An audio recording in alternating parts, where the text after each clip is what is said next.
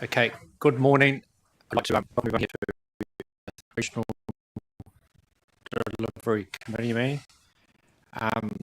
And our first day of being live streamed, so I think that's, I'm slightly nervous, but anyway, we'll press on.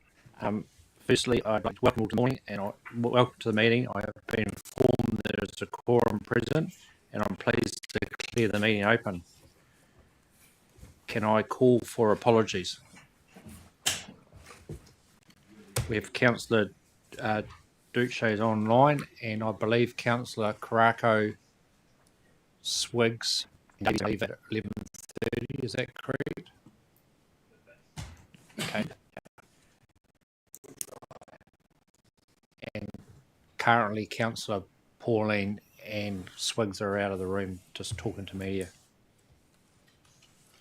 So do I have someone? Please, thanks, Councillor. Seconded by Councillor Sacknell.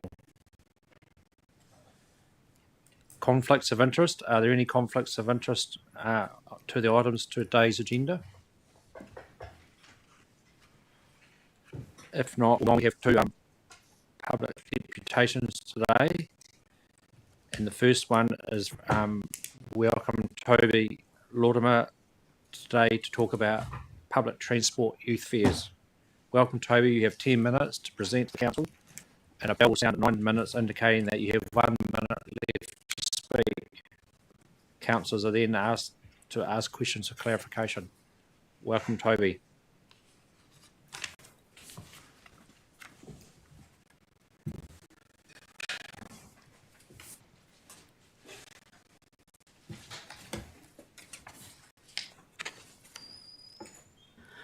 Kia ora everyone, my name is Toby Lorimer.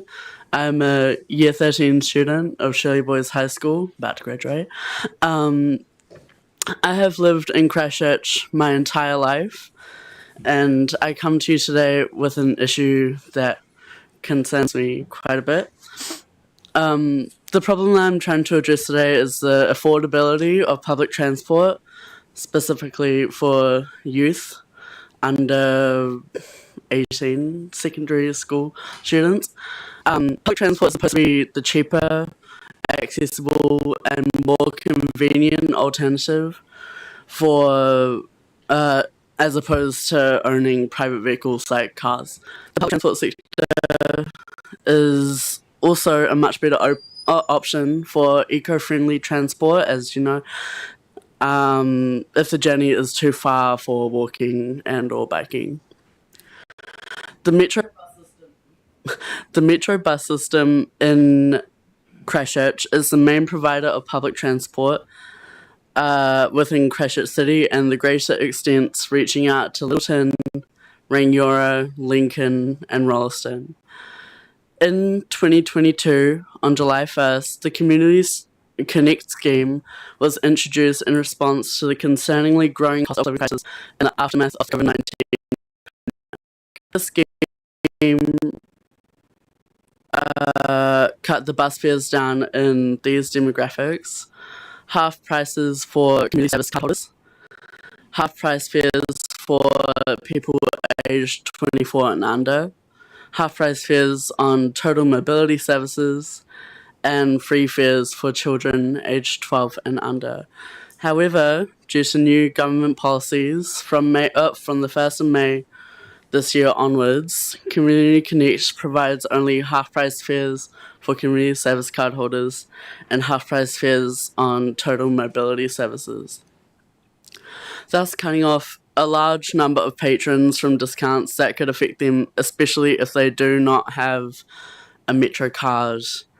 If they do not have a Metro card.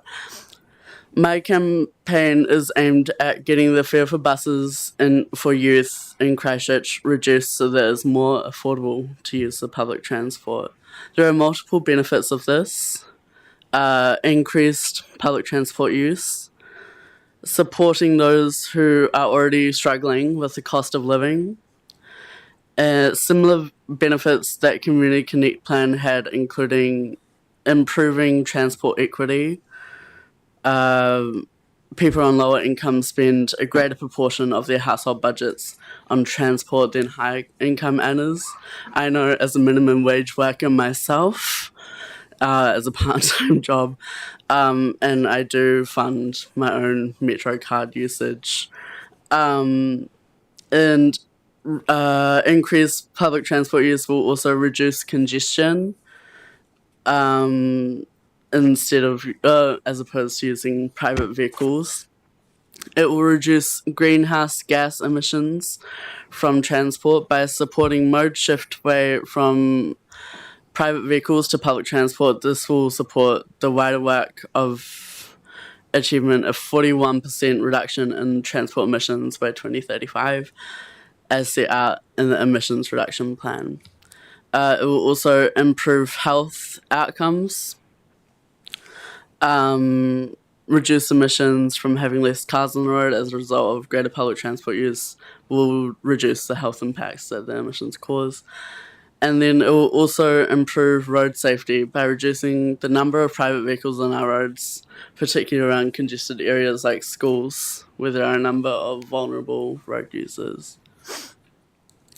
I have also conducted a survey within my school and Avonside Girls High School, as they're on the same campus as us. And it was just a quick little survey that I sent out to everyone, and a whopping 200-ish responses came through, and almost all of them use public transport to get to and from school. About 2 trips a day for most of them. A lot of them were quite unhappy with the bus fares being raised after Community Connect was stopped. And then about 93% of responses said they would sign a petition for bus fare reductions for students. Thank you. Okay, thanks very much, Toby. Any points of questions, clarification? Councillor Burns. Kia ora, thank you, Toby. Wonderful, really good. And as an old boy from Shirley Boys High, although it was very old, 70s, I remember my public transport used to be the highlight of my day, actually, more so than the actual school event, but we won't go there. Just quite simply, can you tell me what you think would be a reasonable fare or a reasonable way for people to have equitable access to, financially equitable access to our PT services? Honestly, I think even because people take buses multiple times a day, so like even just a fare of like maybe $1.50, only a 50-cent cut down from what it currently is, that would make a difference like over days, weeks, and months. Councillor Cranwell. Kia ora Toby, nei te miha te kia koe. Te tei ngā tama o Oro Pairoa, hara mai ki ko rei tēnei rā. Good to see ngā tama o Oro Pairoa, Shirley Boys come into the building. Just like to acknowledge you've come here today, made time. Also that I'm really interested in the survey. Did you send the survey up to the board at all? No, it was probably one thing. Give it to Maya, make him to take it to the board. But also, can you make the survey available to us, the results, etc.? I'd be really interested, especially because transport is kind of on our agenda at the moment, and especially prices for student fares is one of the big topics. So, nō reira tēnā koe. Thank you for coming. Councillor Southworth. Yeah, just to check. So just for under 25s, we do still have a concession, so it is $1, and we have $2 a day cap on fares. The reason why I'm asking this is because I'm wondering whether that's well enough communicated. So just asking you if you were aware of that. I was not aware. Okay, so yes, and you press the button. I was not aware. No. Okay, so yeah, we will be thinking about fares, like the government's requiring us to think a bit more carefully about recovery, but we certainly have been really aware of the benefits of providing lower fares for younger people in particular. But also, is it just about fares, or how do you find the services, and do they get you where you need to go and in the sort of timeframes you need? Because that's the other part that's really important for many people. Yes, I do applaud the services. They do a great job of just like, oh yeah, they're very easy to use. They're very simple and very understandable. And it does take me a little bit longer than I would like to get to it, but I think that's also just based on the way that my school buses run too. Like, yeah, it's just the way the route works. But yeah. Councillor Mackenzie. Yeah, thank you, Chair. I had two questions. One, Vicky's just asked, which was how cheap does a fare have to be a cheap fare if it's only $1 a fare? But my second question is, you said that for journeys that are longer than people should be able to can bicycle, for year 13, what is the distance that you think is too long for a bicycle trip? Because shouldn't young people be taking bicycles where if they can't afford $1 a bus trip? I think. Oh, sorry. I personally don't bike to school, because it is easier for me to wake up and then just immediately go take the bus, because they do run before school and after school buses. But I do know that there are some students who do bike. If you know where Shelley Boys is, it's around, it's in the North New Brighton area.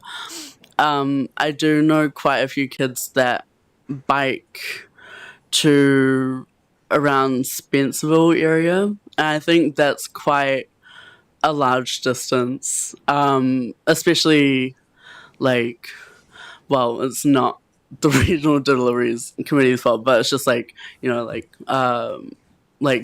weight and stuff. That's obviously quite an issue for year 13s and high schoolers in general. And I was like, yeah. Okay, Councillor Swiggs, and then we'll make that the last question. Really, really impressed that you've come to see us. It's a big step for someone to do, and so I acknowledge you for doing that. And talk of the words that you said and whatnot. The question I have here is not really a question, but it's also a suggestion. You've talked a bit about how long it takes sometimes on the bus versus, say, getting on the bike. One thing that I think you may be able to do for us is actually help us to go to the Christchurch City Council and talk about the bus lane infrastructure. Because without the infrastructure, we only operate the service. The infrastructure is the piece that will give you the reliability, the speed around getting the bus routes a bit faster. So would you be up to collecting yourself to go to another council with maybe some of your school friends, and even people around this table may be willing to support you in doing that, to do a deputation to them, talking about the bus journeys, the infrastructure, and how sometimes it takes longer to use the bus than it does using the bike, and that's generally around we've got infrastructure efficiencies that we can do. So would you be interested in doing that? Yes, I would. Yeah. Good. Thanks, Councillor Swiggs. That was some really good points made there. Councillor Easter, do you have a question? No, just more of a comment, and I'd just like to thank you for taking the time to come in today to speak. And as the oldest old boy of Shirley Boys High in the room, I'm the second oldest. eh? Or you're only an honorary one. But I'd just like to sort of make the observation, really, as a local resident. I live in North Beach. and the talk of biking to school and busing, Avonside and Shirley Boys, I'd say there's more people actually arrive by bus than do biking for some perverse reason. We've got bike lanes all over the place, but most of the pupils seem to be supporting the bus system. So yeah, I do support you in trying to get the most appropriate fare for students, but that's just my observation. Thank you. Thank you, Councillor East. Thank you, Toby, for coming in today and sharing your thoughts. You would be interested to see the survey, and I understand your thoughts about equity and fares that you've raised with us. So, and we referred to our Chief Executive. So I would like to, do I have someone move that the Regional Delivery Committee? Thank you. So is everyone happy that the Regional Delivery Committee receives a public forum from Toby Lorimer regarding agenda item 4.1 in this public forum and provides a reply to Toby as soon as practical? All those in favour say aye. Aye. Anyone against? Carried. Thank you, Toby. I now ask on Andrea Davis and Ken Maynard are here today to talk about Littleton cruise ships. Please come to the table. Welcome.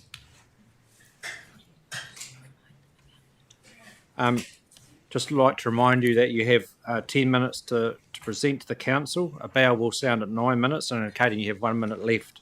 Councillors then have the opportunity to ask questions of clarification.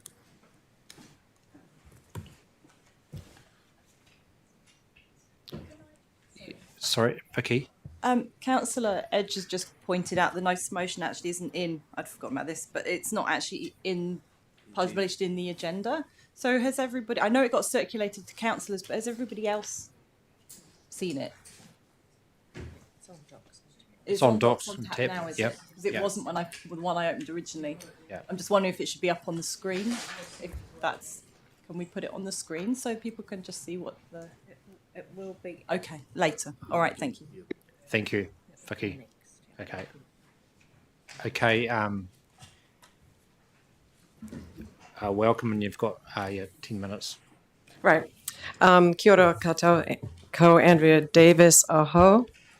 I'm here today to give you a perspective on the Littleton community. I am not a Littleton local. I live in Sumner, actually, but I have a perspective on them because I used to run an event in Littleton Urban Downhill, and we ended up over 3 years. We were bringing thousands of people to Littleton for this event. So I do know the community quite well, and you can see there a whole bunch here. They're really passionate people.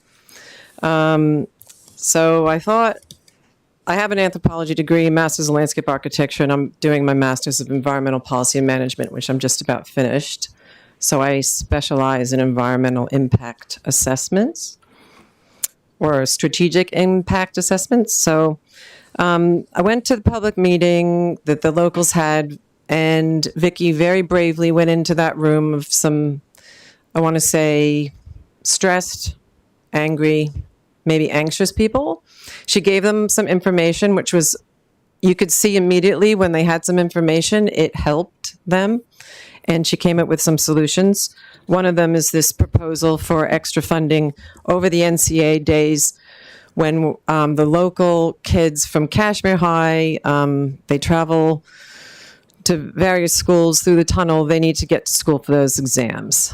It's 4 days or something. And then there's also a big ship, Ovation, coming in with 5,000 passengers. So this is it's a quick fix. It's excellent that you guys are in the position to actually help this problem. But I just wanted to point out that I see that there are opportunities here with these cruise ships, but there's something about the process and there's a bit of a disconnect in engagement from the port and the community. And that's not your problem, and we'll go to council to talk about that. But I had a look at the environmental impact assessment, Appendix 10 in that recovery plan, and also the cultural impact assessments. And I'd like to point out that the cultural impact assessment, it was just about the berth. It wasn't about a cruise ship. It was just about the infrastructure. But it did say that that is a work in progress because things change. And at the moment, there's a boat that comes in with 5,000. There could be a boat that comes in with more. So I'm suggesting you might want to signal some more funding to do a strategic impact assessment, or we could pressure council because we know they have staff who can do that. And the port could even fund some of that. Because with a strategic impact assessment, you have carrying capacity of the community.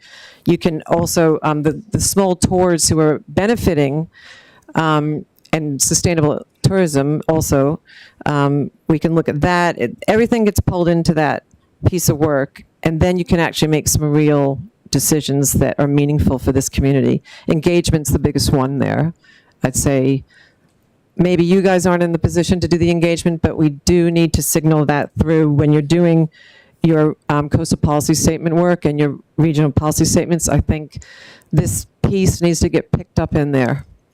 Yeah, and it's a problem that was probably unintended and no one could have predicted, but here we are with problems with getting kids to school for their exams. Anyway, that's all for me. Thank you. Ken Maynard from the Littleton Community Association. I'm confining my remarks to cruise passengers who land in Littleton and of those wishing to continue on to Christchurch. The impact of cruising on the environment is being discussed at length elsewhere. In the 22-23 cruise season, Littleton Township was overcrowded with passengers from cruise ships, especially the larger ones. Many cruise ships carry more passengers and crew than live in our town of 3,000 people. Many of these passengers were seeking to find a cheaper way of getting to Christchurch City than that provided by the cruise line. Costs of $50 New Zealand dollars were not uncommon compared to the fare at the time on the 28 bus of $2.10. The information centre obliged by giving 10 cents to each would-be bus passenger to assist the driver with giving change. The info centre is a small building with a comfortable capacity of about 6 or 8 visitors at a time and was totally overwhelmed by 50-seater coaches disgorging their contents every few minutes right outside. The 28 bus with its half-hourly service was crowded with cruise passengers. Here's a picture of a bus in case you haven't seen one. And was crowded with cruise passengers, and although canny Littletonians could get on the bus by walking over the bridge to the ferry terminal stop, passengers in Heathcote and Opawa were not so lucky and were left stranded, unable to get to work or school on time. This situation was untenable, and everyone in the town was grateful for the action taken by ECAN for the 23-24 season. Passengers on the free Littleton shuttle would be dropped on Norwich Quay, and the small proportion that actually wanted to visit Littleton just had to make up their way up the hill to the information centre in town. The rest were sold day tickets by Metro staff armed with a portable FPOS machine and boarded special buses direct to the city. This arrangement worked as near perfectly as anything can, and we naively assumed that it would prevail for the 23-24 season. It appears that ECAN thought so too, as provision was made in the budget for that service. However, at some point that we were not privy to, the cruise provisions were axed from the budget, and just 7 days before the first cruise ship docked, a press release was made saying no special arrangements would be made and that regular passengers might like to adjust their travel plans to avoid the congestion. And then somebody from council staff said that they were talking to the cruise industry and they were sure they were coming to the party. But surely it is the duty of ECAN as the body responsible for public transport to deal with the expected passenger numbers, which includes the surge on cruise days. As for the expectation that the industry would provide appropriate pricing, which I take to mean something comparable to that which they could find elsewhere, I think is naive. Cruise lines like to keep their ticket price to the absolute minimum to go on a business and make up for it on shore excursions, of which the ship-to-city shuttle is one. Members of our association are ratepayers and have no wish to subsidise cruise passengers' transport. But equally, they don't want their town to be overrun. Sometimes you have to go with the least worst than look for the best option. Most of Canterbury is unaffected by all this and would no doubt applaud any form of expenditure reduction, but we feel that you owe a duty of care to us in Littleton and should reinstate the additional services. Perhaps other sources of funding need to be sought for the service.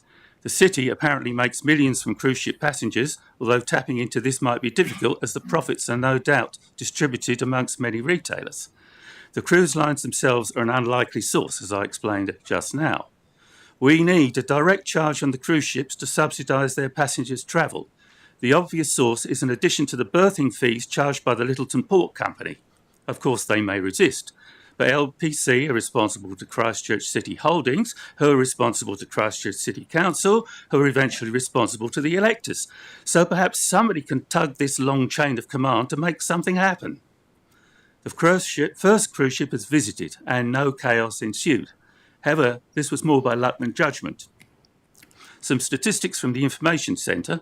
On a cruise ship day at this time of year, we normally have 7 or 8 visitors in the first hour, and in a successful 23-24 season, we had about double that. I've got a leaflet I'll pass out. And that was all manageable. But the cruise ship contribution is made from less than half the month's days because they appear about every other day. So it's probably fair to assume that the number of visitors to the town would have a similar increase. I can't show you the shocking figures for 22-23 because the information centre was so overwhelmed we were unable to collect any statistics, let alone tell the passengers anything useful, but we do know there were hundreds of them. On the first cruise day of this season, we had the usual non-cruise visitors and 79 cruise ship visitors, about 10 times the equivalent number. That's in the first hour. I spoke to several of them. A few wanted to visit Littleton in its own right, which delighted the information centre visitors. We shouldn't forget the passengers have paid for their holiday and entitled to enjoy it, though preferably not at our cost or to their disadvantage or to our disadvantage. They wanted to go to Christchurch, so we had to do the usual, tell them to go to the dairy to change their money, give them a timetable, show them the bus stop, that sort of thing. Overcrowding was not a problem on this occasion for 2 reasons. The new number 8 bus runs at twice the frequency of the 28, and there weren't a huge number of passengers. Another possible reason is that some passengers found the $25 Australian shuttle fee acceptable. However, some did not. A typical story from the travellers was this. The cruise advertises ports of call including Auckland, Napier, Wellington and Christchurch. They get free shuttles from their shipping to Auckland, Napier and Wellington and to Littleton, but they think they're going to Christchurch, but they are charged extra for that. One party pointed out it cost them $110 for their family. So our bus fares were much more attractive. We might note they also had more money to spend in Christchurch rather than pay the cruise lines. This time we got lucky. With a bigger ship and or more expensive shuttle price, we might not be so lucky. We have no advance notice of the shuttle price and we only find out by asking passengers on the day. Should we really have to trust to luck for the rest of the cruise season or will you come to the party, at least for the bigger cruises? Thank you. Thanks, Ken. Thanks very much, Ken and Andrea, for a very informative presentation. Are there any questions? Councillor Southworth? Yeah, sorry, question, and thank you for your presentation. That was really, I think, gave a really good spectrum of information. Ken, I'm just wondering, in terms of the last season, were the fares for the cruise shuttles the same with all the different lines, or and if not, how much did they vary by? They vary considerably. They are set by the cruise lines and they differ for each ship journey quite often. The highest one that I knew about was $30, about 50 New Zealand. And the lowest one was, I think, 20. So they're all considerably more than the bus fare. And this season, we've only had one ship in, and that was 25 Australian. Is there any other questions of clarification? Councillor Swiggs? Yeah, from what I understand, last year there was some subsidy from the Christchurch City Council directly to cruise ship operators to the shuttle operator to reduce the price of the fares. This year I understand that they're doing it in a roundabout way of reducing the berthing fee so that there can be a increased subsidy for the shuttles. What I'm concerned about is that we seem to be falling into a trap of double subsidy. So it's really hard for us to make a decision at the moment. Well, it's fairly easy to make a decision, but we don't have all of the information at the table, and I'm just wondering if you'd heard anything about that. Yeah, we have almost no information about anything. We are not privy to any of the decisions made by, say, Christchurch NZ, who's the tourist arm of the council, or what negotiations they might make with the cruise operators or with the ground handlers. So that is all a black hole to us. But it seems to me that the only way that this is ever going to work is if you get the cruise passengers to pay, which is the ideal arrangement. Nobody wants the rates to have to subsidise this, and the obvious way is that you pile it onto the berthing fees and you collect that LPC then passes it on so that somebody somewhere can run the bus service. ECAN did absolutely brilliantly last time, so if that money were passed to ECAN to be able to do this service, that would solve the problem all round and get the cruise line to pay. What they do say is, well, if you keep on piling the agony, we won't come. And of course, some people around it, that would suit them down to the ground. I think it unlikely that they would actually withdraw completely. The ones that have withdrawn, and there's apparently a 15% reduction in Lyttelton and 20% in the country overall. I doubt if any of that is actually due to this kind of thing. So I think that's just sabre rattling on their point. They make a threat, which I don't think they would carry out. But that still leaves us the problem this season in that it's only just started and we have potential mayhem because we have no idea how many customers are going to get off the boat and not use the supplied shuttle. It depends largely on the price of that shuttle, but of course also to the demographic of the particular passengers set on that ship. Some are more sensitive to price than others. Thank you. Councillor Mackenzie, did you have a question? And yes. We're having to review our fare structure for all public transport around Greater Christchurch. And clearly the issue in Lyttelton is the differential between the shuttle bus and the public transport fare. So if we increased our public transport fares to the point where there was no difference, would that be a sensible solution for Lyttelton? Well, since most of the bus passengers locally probably have a Metro card, which you probably wouldn't apply that surcharge to, maybe it wouldn't be such a problem. Another interesting point is, what do they do in Port Chalmers and Dunedin, who must suffer from precisely the same problem? Anecdotally, we hear that the bus drivers in Port Chalmers simply don't let cruise passengers on, but I doubt if that's legal. Thank you. Is there any further questions? Points of clarification? Councillor Robertson? No, thank you for your deputation today. Just with regards to Port Chalmers and Dunedin, they actually also put on a train service, so that helps. I think you're doing some good work actually bringing it to us again and just reiterating the issues that you're finding out there, and hopefully somewhere we can find some sort of consensus and assistance for those days in particular. So yeah. You could, of course, reinstate the train line. There is a train line which goes to Lyttelton. Sorry, that was my hint. Councillor East? Just a point of clarification. Just reading through your presentation here, you talk about some canny Lytteltonians going down the hill to avoid the rush. Is the problem exacerbated around the time that children are going to school, people are going to work? And I'm sort of wondering, a position that might be put to staff that, a bus is designated a school bus and no one else can get on it. Or there's some concession for local residents that are going to work to be able to have first access to a bus. And I think that's something that our people need to be looking at. I think it's particularly untenable that a kid gets late to school because cruise ship people want to get on the bus before they do. So I think we've got to work around some strategy that gives preferential rights to local people to get to work, get to school, perhaps on a particular bus that is not accessible to cruise ship people. Just something I'd like our staff to have a look at as a possible option, because I think it's absolutely untenable that kids can't get to school on time and people can't get to work on time.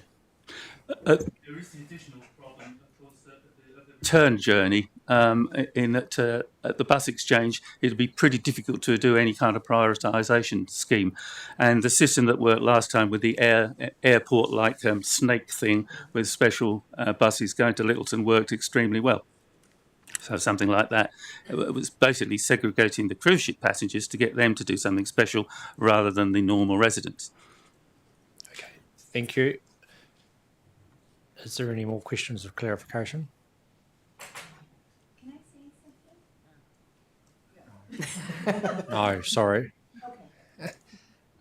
Well, I'd like to thank Andrea and Ken for coming into the meeting today, and the matters you've raised us will refer to our Chief Executive. Do I have someone to move that the Regional Delivery Committee moves these two motions? Okay, thanks, Councillor Southworth. Thanks. Seconded by Councillor Robinson.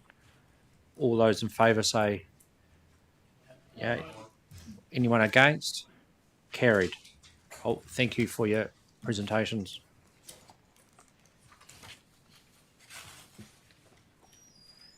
We'll now move on to item number 5. Is there any extraordinary and urgent business? Okay. We'll now move on to number 6. Notice of motion that the Chief Executive advised that Standing Order 27, a notice of motion dated 8th of October was received from Councillor Vicky Southworth. I now invite Councillor Southworth to read out and move your investigation and augmenting public transport on Route 8 during key cruise ship day. Okay. So I don't. Do you mean read? You want me to literally read it out? Yes, please. Okay. So my notice of motion says, and then I'll talk to it as well. Yep. It says so. It's request staff to investigate augmentation of public transport provision on Route 8 on 8 key days during the cruise ship season to minimise disruption, particularly around school and commuter peaks. Bring back to Council on the 23rd of October 2024 for decision for funding with public transport reserves. And I've identified the 8 days. I actually missed a 5th day, actually under Ovation of the Seas visits. But there's 4 days where there are large ships, by which I mean over sort of 2,600 passengers on dates that coincide with NCA exams, and they come into port before 9 o'clock.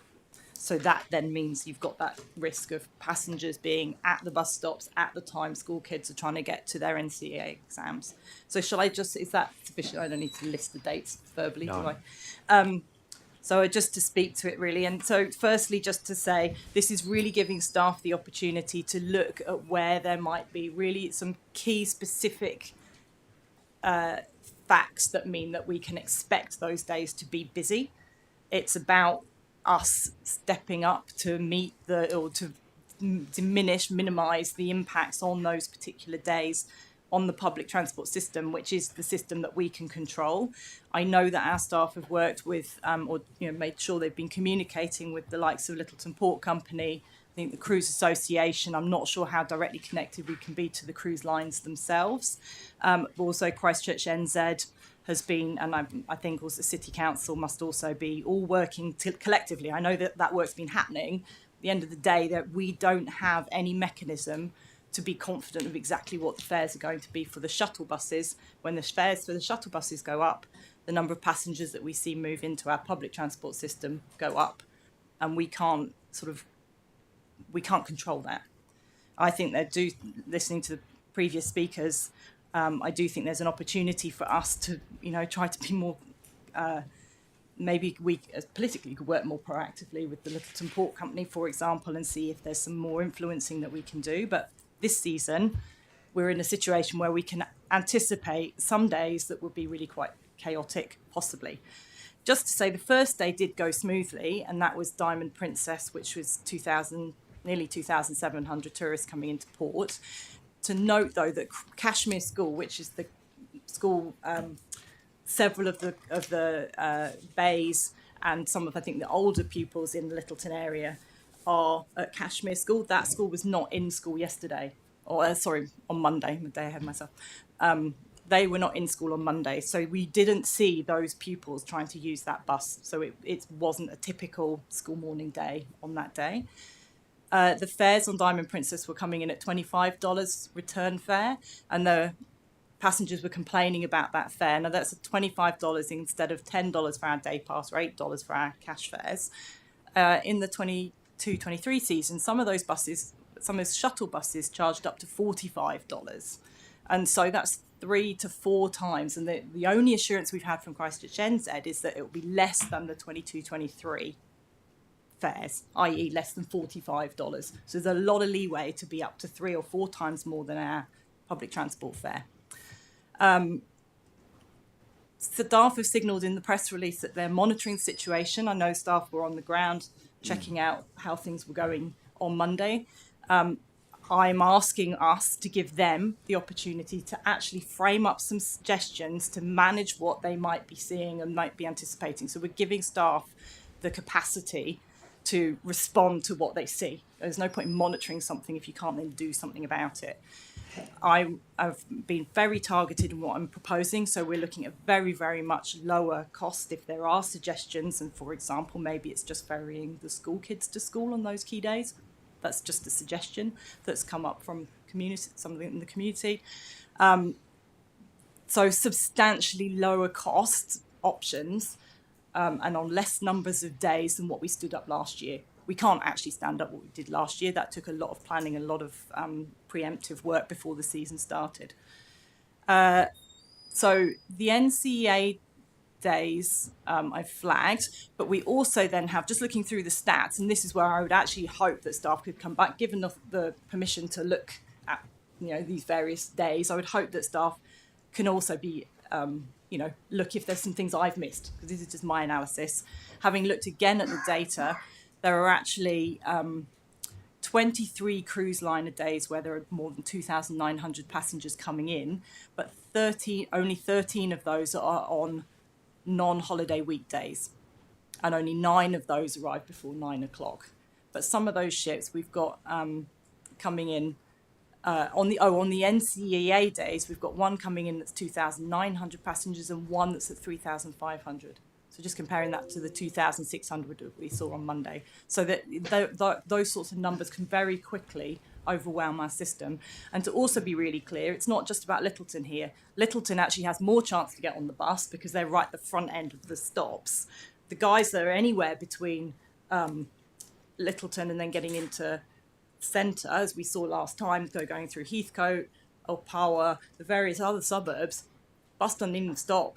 There's no capacity left. So it's not just a Littleton issue. This is right the way through the network. It then slows up the network. It then means people on the far side of town are also delayed getting onto their buses. So it is a high impact when it does kick in. And then Ovation of the Seas I've flagged as well. That's around 4,200 passengers. So really substantial. There are 5 visits. As I said, I forgot one, missed one in my stats. But thankfully, only 2 of those are on weekdays during school term, and they all arrive after 9 o'clock. So staff might look at it and go, actually, that's fine. So that's really, I'm asking us to give the staff flexibility. There is an urgency around making a decision on options and funding, at least for the NCEA days for next week, because those dates are in are in November. So the first one being 20th of November. So that's really soon. And if we want to give staff the opportunity to implement something for those NCEA days, we have to give them authority to have the funding, which I proposed would come out of public transport reserves. And that decision could go to council next week in time to respond to the NCEA days. And perhaps we stage it if there's decided, as we monitor, there's some other dates that are key. We could make a decision subsequently around funding for those if we want to split it and just suck it and see as we go. But NCA is my critical anxiety moment at the moment. Thank you. I'll second. Okay, thanks, Joe. you'd like to invite some discussion. Firstly, I'd just like to say, Vicky, thanks for bringing this to the table, and you've obviously done a lot of homework and research. And so I now ask Councillor Mackenzie's got a question. Yeah, just a question about clarity, Vicky, because the second part of your motion. So you're asking to investigate staff to investigate the augmentation of public transport, and I get that, but in fact you're doing more than that, aren't you? You're asking staff to support putting on extra buses on those particular days, and so I just want the motion to be clear as exactly what you're asking for. And then the second part, you say bring back to council for a decision, and they could be interpreted as, is that a decision on actually whether you put on the extra buses or just a decision on the funding? So I think it could be better worded to say you want a decision on putting on the extra buses for the NCA exams especially, because there's an urgency around that, but also you want a decision on how it might be funded, is it? So there are two decisions there. Yes, but what I've tried to do is essentially indicate that I'm talking about some quite specific and quite narrow, so it's not opening up to, although, as I said, I'd hope that staff, if they see some things that I've missed, would come back to us and that we would willingly look at additional information that they go, actually, you thought these were critical, but we actually think this is critical. So there's that aspect. But in terms of the council meeting, I would be expecting, with respect particularly to those NCA days, because they are really imminent, that staff will tell us what the solution is. I've just mooted one possible that's been suggested, but they might have different solutions. So I want staff to have the freedom to tell us what do they think would be a solution and what are the costs. And we also then will need to make a decision to fund that on that day, because that's how it works. That's we need to approve the funding before they can go away and actually fund it. And look, that's a good explanation, but I'm not convinced that your motion says that. So I'm only just worried that if we just tidied up especially that second sentence a wee bit, it might be clearer as to what it is you're asking for. And I'm not trying to be a pig here. I just hopefully, because we've got recorded live stream, staff can check what I've just said, so that's clarified it and it's captured in verbally. But also, I have had a bit of a chat with staff around this, and I think they know what I'm saying. And then hope council now have that confidence. So hopefully that's all clear, and I very much hope that that councillors around the table will support me in the. I mean, at least in this step, is just simply asking staff to come back to us, and I know that they can give us, and in that time frame that they can actually do that. Is there any more question, Councillor East? Just going back to the earlier presentation where it was said that the return journey wasn't quite so bad because they had a snake system in the metro exchange and a bit of preference. Can't we do the same thing at the other end, or designate that school children and local people have preference to get to work over tourist ships? How many? I mean, you get a 50-seater bus, and if it's not a cruise ship, how full is it? Vicky? So I can answer this a little bit. I don't think that when there were the queues last year, they were being directed onto two different buses. So there were some buses put on that went directly to the gondola and to Littleton. And then there was the regular bus that was stopping at all of the stops. And so it wasn't prioritising one passenger type over another passenger type. It was simply directing passengers to the most appropriate bus for them. The year before, when it was much more chaotic and real, then we had a corralling system in the interchange that literally just staggered passengers based on when they arrived at the interchange. And we asked Whakakapi and ZTA if we could do a prioritisation scheme or system that prioritised locals over tourists, and we were told categorically no way, and if you do, you risk your funding. So it was there was no black or white, and it was absolutely clear, and I pushed back on it and it was absolutely clear, and I don't think anything would have changed. I can see Giles nodding his head. Thank you. Councillor Mackay. Oh, sorry. Surely a bus could be designated as a school bus and get all the school kids at least to without having to compete with others. Thank you, And that's Councillor Rees. precisely what I just said was a possible option, but I don't want to tell staff how to do this. So I've simply left it open to staff to decide. I've shared what a community member has suggested as an option, but I'm not going to clarify that in here and say that is the solution. I want staff to come back to us and tell us what the solution is. They have the skills and the knowledge. Thank you. Thank you, Councillor. Happy to be guided by local experience. Yeah, come on. Councillor Mackay.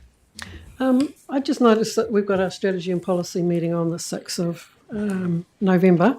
This is like a change of policy, given that we've already made a decision in the long-term plan. So I'm wondering whether that would be an appropriate committee for this to come back to around decision making. I have a couple of questions. Well, one's a note. I sort of noted from last year's figures that the return or fee recovery is only about 12%, so it's quite an expensive option, and I'm presuming at that stage we did have the share of NZTA funding, and I just want to get some clarity around if we're to do something that's going to cost us some money out of our reserves, that would be totally on us, because I don't believe that NZTA have approved funding for this. Is that correct?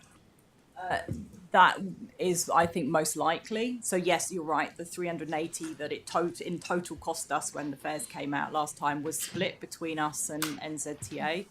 But I think because this is very specific on, I'm looking here at 8 days, say, over last season there were 85 cruise ship days, and so the scale of the different amount of targeted augmentation of the system is completely different financial scale here. And so I think we can do that, and I think it's on us to do it, because we're the public transport provider, and we can anticipate some problems, and I think we owe it to our community to say it's not just Littleton, it's much wider than that actually.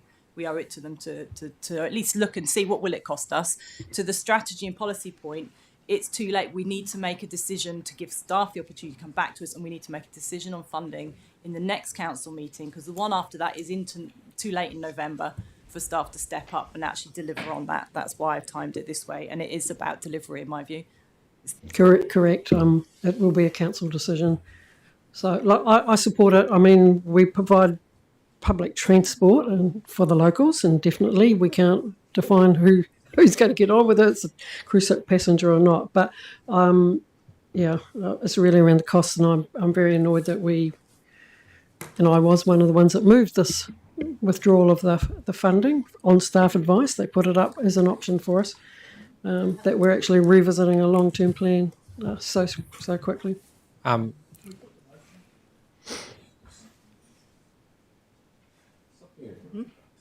We were going to. We can put the motion. We could. Yep. If this gets carried, we can put up a resolution then. Yep. Okay, we can put the motion, and then if it gets carried, we can put up the resolution. Mr. Chair, just the clarification that's sought by Councillor Mackenzie. Do you think that's sufficient there, Vicky, to get what you want? If it is, I'm more than happy that we move on with this. So I don't think we should suck all the knowledge out of your head about these buses. I think we need to get an answer. So I'd like to move on. Thanks, Chair Scott. Councillor Scott, sorry. Okay. Do we have someone are you prepared to move the motion, Vicky? Yeah. Councillor Burns. Okay, all those in favour say aye. Aye. Those against? Okay, carried. Thank you. Well done. Thanks, Vicky. And thanks, Vicky, for all the information that you've given us.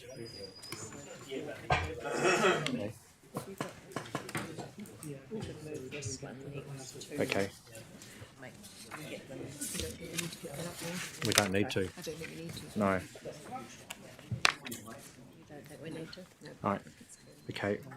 We now move on to item number 7, which is the unconfirmed minutes of the Regional Delivery Committee on the 11th of September. These minutes, the previous meeting are on pages 9 to 46 of the agenda. Are there any matters of accuracy relating to these minutes? Any questions?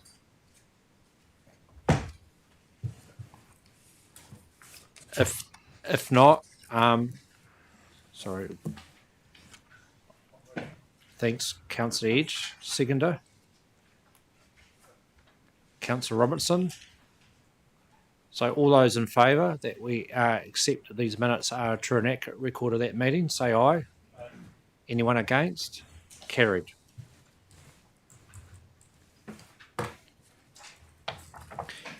We now go on to 8.1. Report items for discussion. Endorsement of the Regional Delivery Committee Forward Work Programme. These are on pages 47 to 51 of your agenda, and the recommendations are on page 47. I'd like to invite Emma Davis and Sincerely Alice. Can you please come to the table and speak?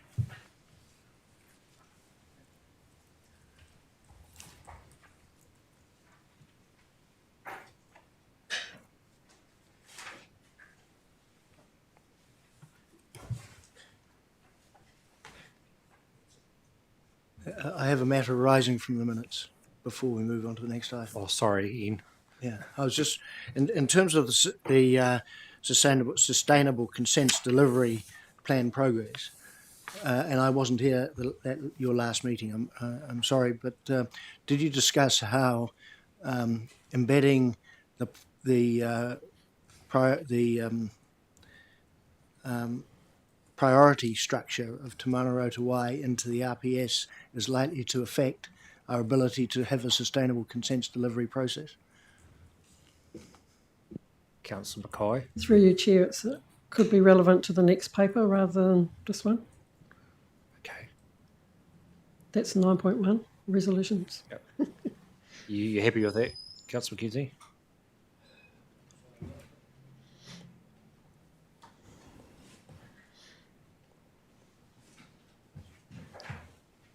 Well, no, my question was it discussed?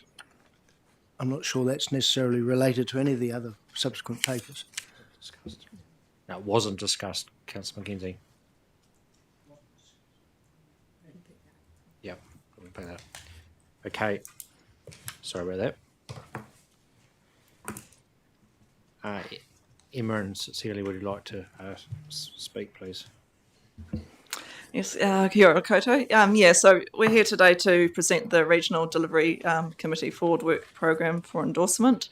This Committee Forward Work Programme is a tool to support a proactive approach to agenda setting and provide visibility of matters to come to the committee to provide governance oversight of the delivery of the three core services.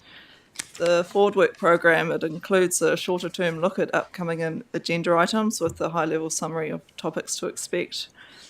This is supported by a summary of reports to expect over a year to provide an overview of the cadence of reporting, given the scope of the committee covers the three core services.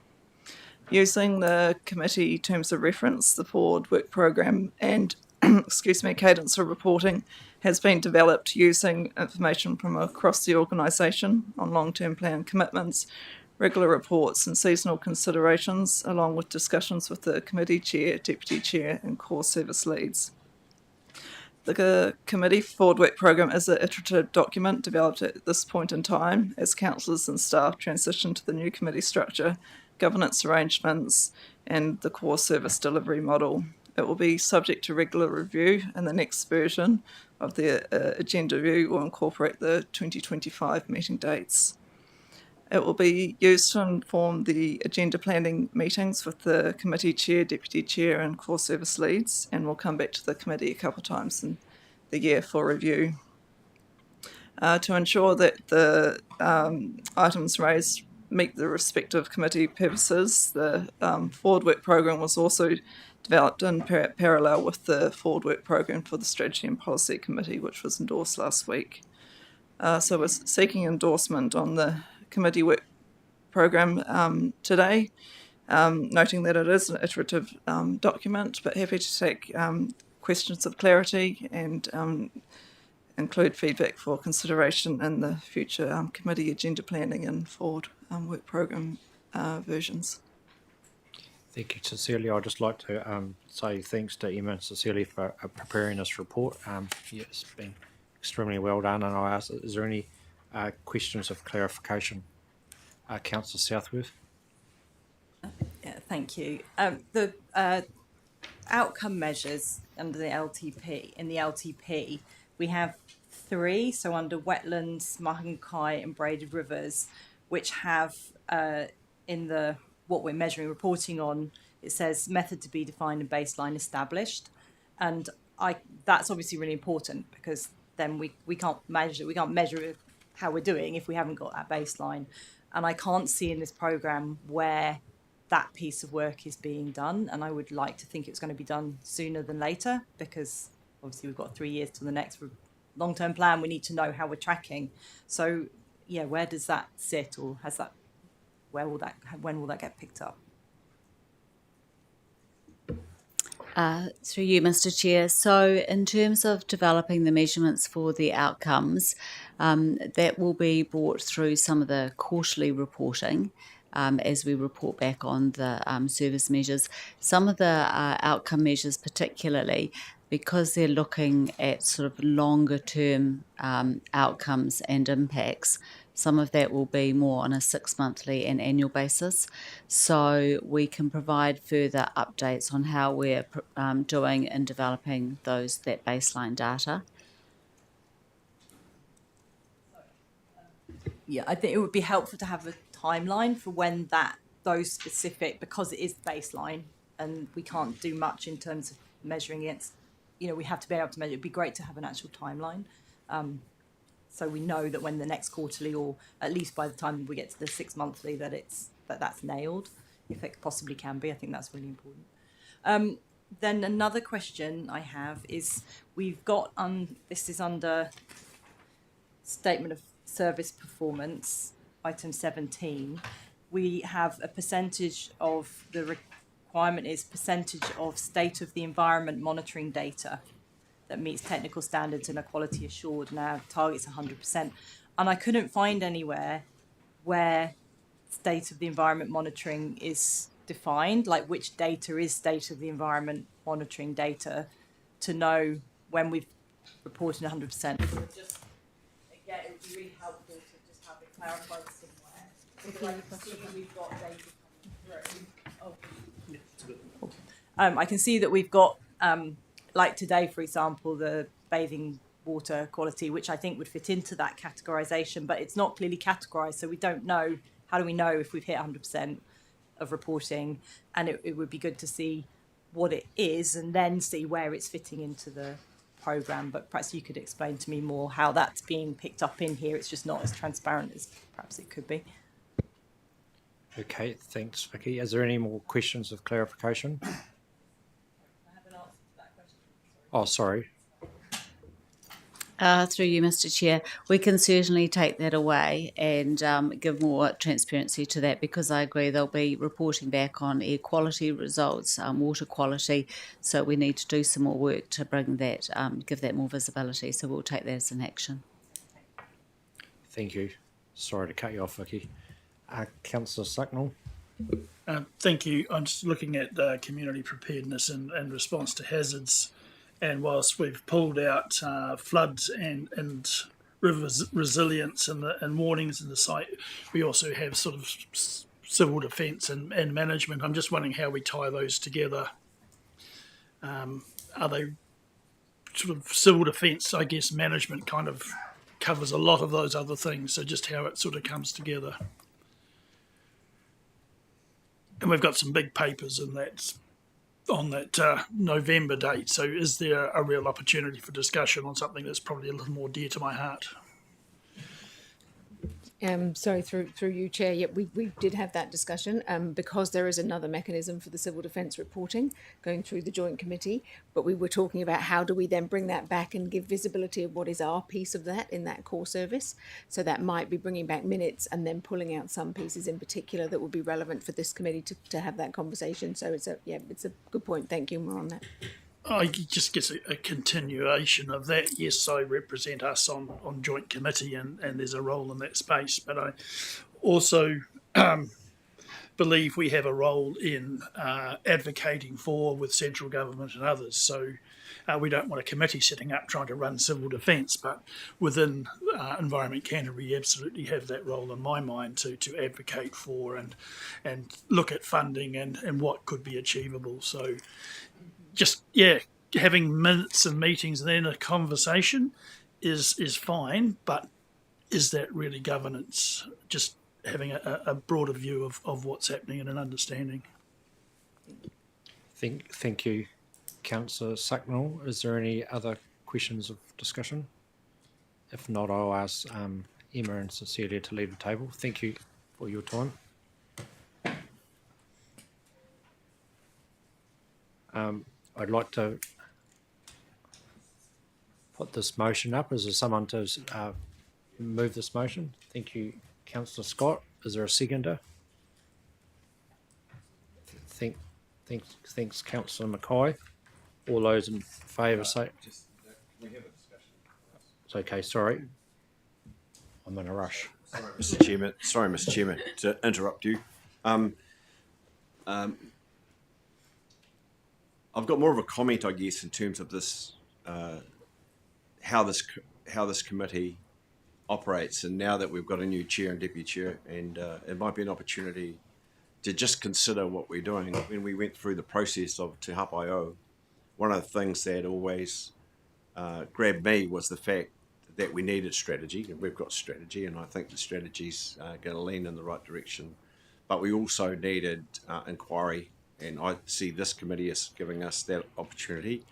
And I would like to see, and we've got all the directors, and this is one of the meetings where we have all the directors in the room, which is a real big opportunity to actually find out where we are tracking in terms of our long-term plan or our annual plan, and get more, I guess, visibility of that. We know that next year is going to be challenging, really challenging for us. We've already spoken about that.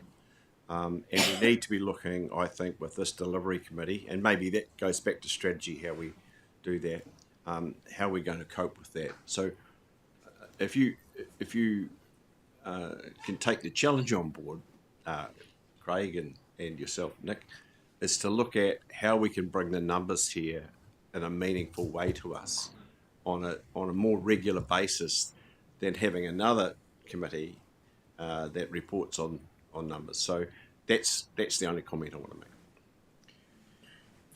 Thank you, Councillor Scott. You've made some very good points there, and I appreciate your honesty. Councillor Edge. Yes, I'm wondering if we could make that comment in terms of a secretarial note as an inquiry to staff. My comment on the program, it's fine. It's and as per the strategy program, these are interim. They are reasonably flexible as well. So, I mean, it's a good direction. We're starting this whole process of looking at our core services in a different way, and the topics within those core services obviously will get picked up from time to time. But I'm assuming that if there is a really important topic that needs to be put into this program, then that could be done as well. But otherwise, that's fine. Thank you. Thank you, Councillor Edge. Is there any other Councillor Southworth? Yeah, just really, for me, I think the transparency around what we're doing is really important. And I think if I sort of channel our communities, some of the key things that are often the most concerning to our communities are around low flows, the environmental effects that we've seen through the sort of drought season, obviously floods, but also around, high levels of nutrients in our aquifers and drinking water impacts on private well owners and so on. And so I just want to make sure that we keep those things really front and centre, because I feel like slightly lost touch of where we're at with some of that stuff. And so I think it's captured in here, but it's not as explicit as it perhaps could be. I do see in March we've got something that says water allocation to be confirmed. I think those monitoring reports that I've just mentioned, the state of the environment, will be capturing that. But I think for our community, understanding what their real key concerns are, whilst acknowledging we know what our role is and we have much broader than just that. But I think we need to acknowledge some of those key issues and make sure we keep them at this table and visible to the public. Kia ora. Thanks, Councillor Southworth, for raising those points. Is there any other questions, points of discussion? If not, all those in favour of this motion say yay. Aye, sorry. All those against? Carried. Okay, now we go on to 9.1. Regional Delivery Committee Resolution Status Report.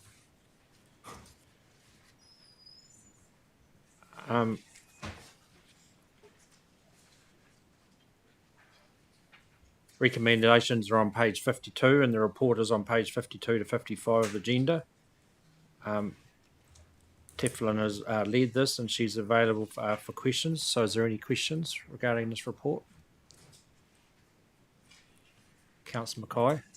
Has there been a reply to Ken Huey and Peter Langman's? Has that been circulated? I might have missed it, perhaps, I'm not sure.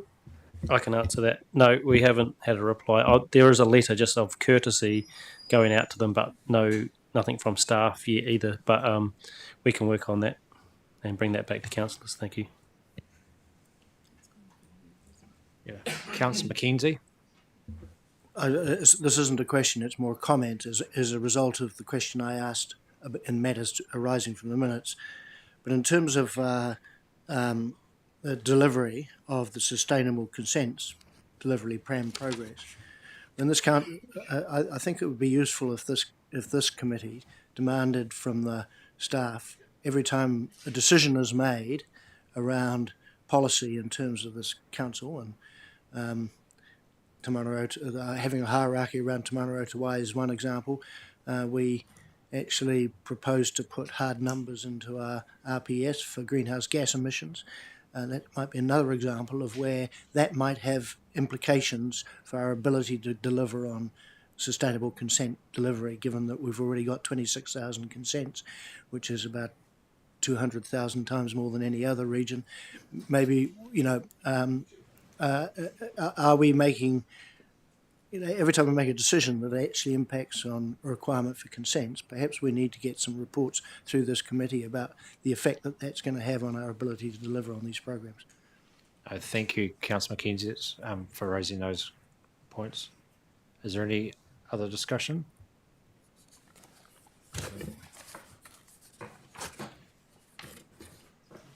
If not, I put the motion.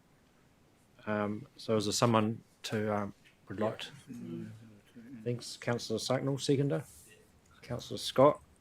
Is there any? Now there's opportunity for discussion. Is there any discussion? If not, could I all those in favour say aye? Aye. Anyone against? Carried. We now go on to the 9.2, the Biodiversity Activities Report, and I'll ask Councillor Mackay as the Core Service Lead of Environmental Regulation Protection to present this report. Kia ora, Chair. I'm going to introduce it, and then the staff who've worked on this or going to present it will obviously be called to the table. So the 9.2, that agenda item on page 56 of your agenda on the biodiversity report for 23-24 is backward looking, of course, and it does centre on our priority work in biodiversity. So that's wetlands, braided rivers, terrestrial and freshwater ecosystems and their habitats. And the prioritisation of this is basically around the primary driver being biodiversity and particularly high-value biodiversity outcomes. Now, we know that a lot of this sort of work does have some co-benefits, but just remembering that the prioritisation of these projects is primarily high-value biodiversity.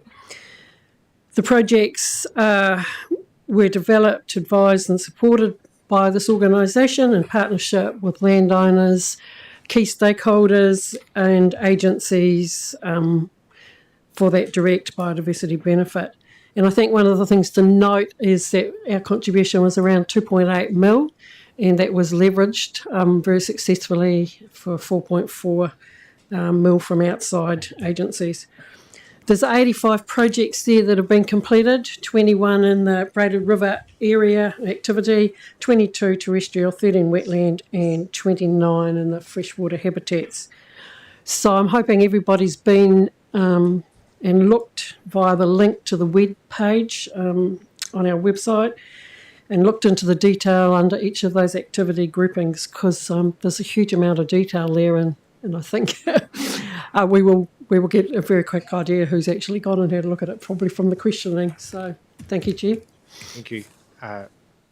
Councillor Mackay. I now ask Stephen Hall, Directors of Operations, and Carl Diamond, Manager of Biodiversity and Biosecurity, to introduce this report, supported by Sean Burkett, Team Leader, Regional Biodiversity.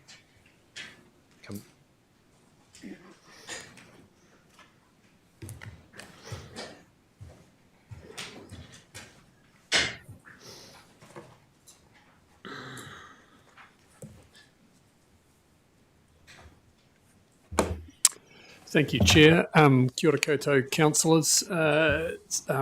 Councillor Mackay, thank you very much for your introduction. You've stolen a bunch of the things that I was going to say, so we must be a bit telepathic. The purpose of this report is to look backwards at our work over the last financial year. You will note that in your forward schedule that you just talked about a moment ago, there'll be an opportunity to talk about the work programs in this financial year, including the Christchurch targeted rate for biodiversity. You've got the snapshot report, and there is a presentation for this item as well, which the team is going to talk you through. You've seen these snapshots before. It's been slightly modified in terms of the approach that we're taking this time around, including trying to capture, picking up on Councillor Mackay's comments, most of our biodiversity work that results in good outcomes for biodiversity and ecosystem health. But remember, it's very holistic, and many of our activities actually link into that area, so I probably won't capture absolutely everything. I'm going to hand over to the team and let them launch into it. Thank you, kia ora koutou. Councillor Mackay and Stephen have actually covered most of what we were going to cover off. I've just got two more points that I will add, though. Just want to give a little bit of clarity in terms of the report itself. So the Regional Delivery Committee report. Table 1 includes a number of examples of works we have undertaken. Further examples of works we are undertaking can be found in the snapshot report and on our website. For example, the Whakatau weed control project is not on the table, but is in the snapshot report in this project. In the last financial year, we allocated and delivered $120,000 worth of work. This work protected Braided River bird habitat and nesting sites by targeting weed infestations using aerial and ground control methods. We worked with landowners, LINZ and Ngāti Kuri, and this year's program continues with ECAM funding a further $60,000 and LINZ an estimated $110,000. The only other point that I would add is that although in the terms of engagement, the engagement significance and Māori participation, while we've said that there's been no engagement, that is specific to the completion of the associated reporting, and when it comes to implementing the work, we engage throughout planning and delivering the work in terms of the greater program. So I'll just add those 2 points. And with that, we're going to go through the presentation itself. So I'll hand over to Sean, who'll talk the first few slides. Thank you, Carl. Kia ora koutou, councillors. Just waiting for the presentation. Do you have the presentation with you? It was provided with the report. So do you have a copy at all? If not, we could arrange. Get one. I don't know. Yes, but not up on the screen. Would be good. Yep. You have a USB-C port, because we're going to use our fancy new technology. I'll just adjourn the meeting for a minute while we get this presentation loaded up.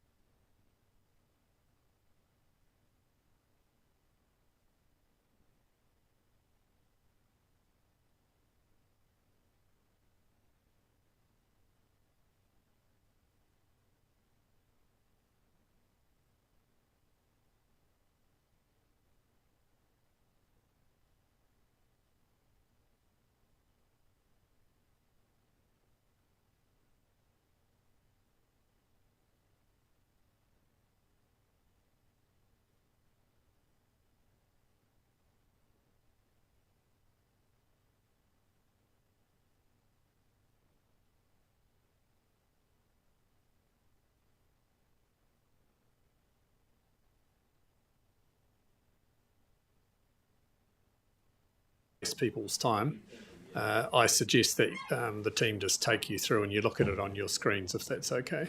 Yeah. Thank you, Stephen.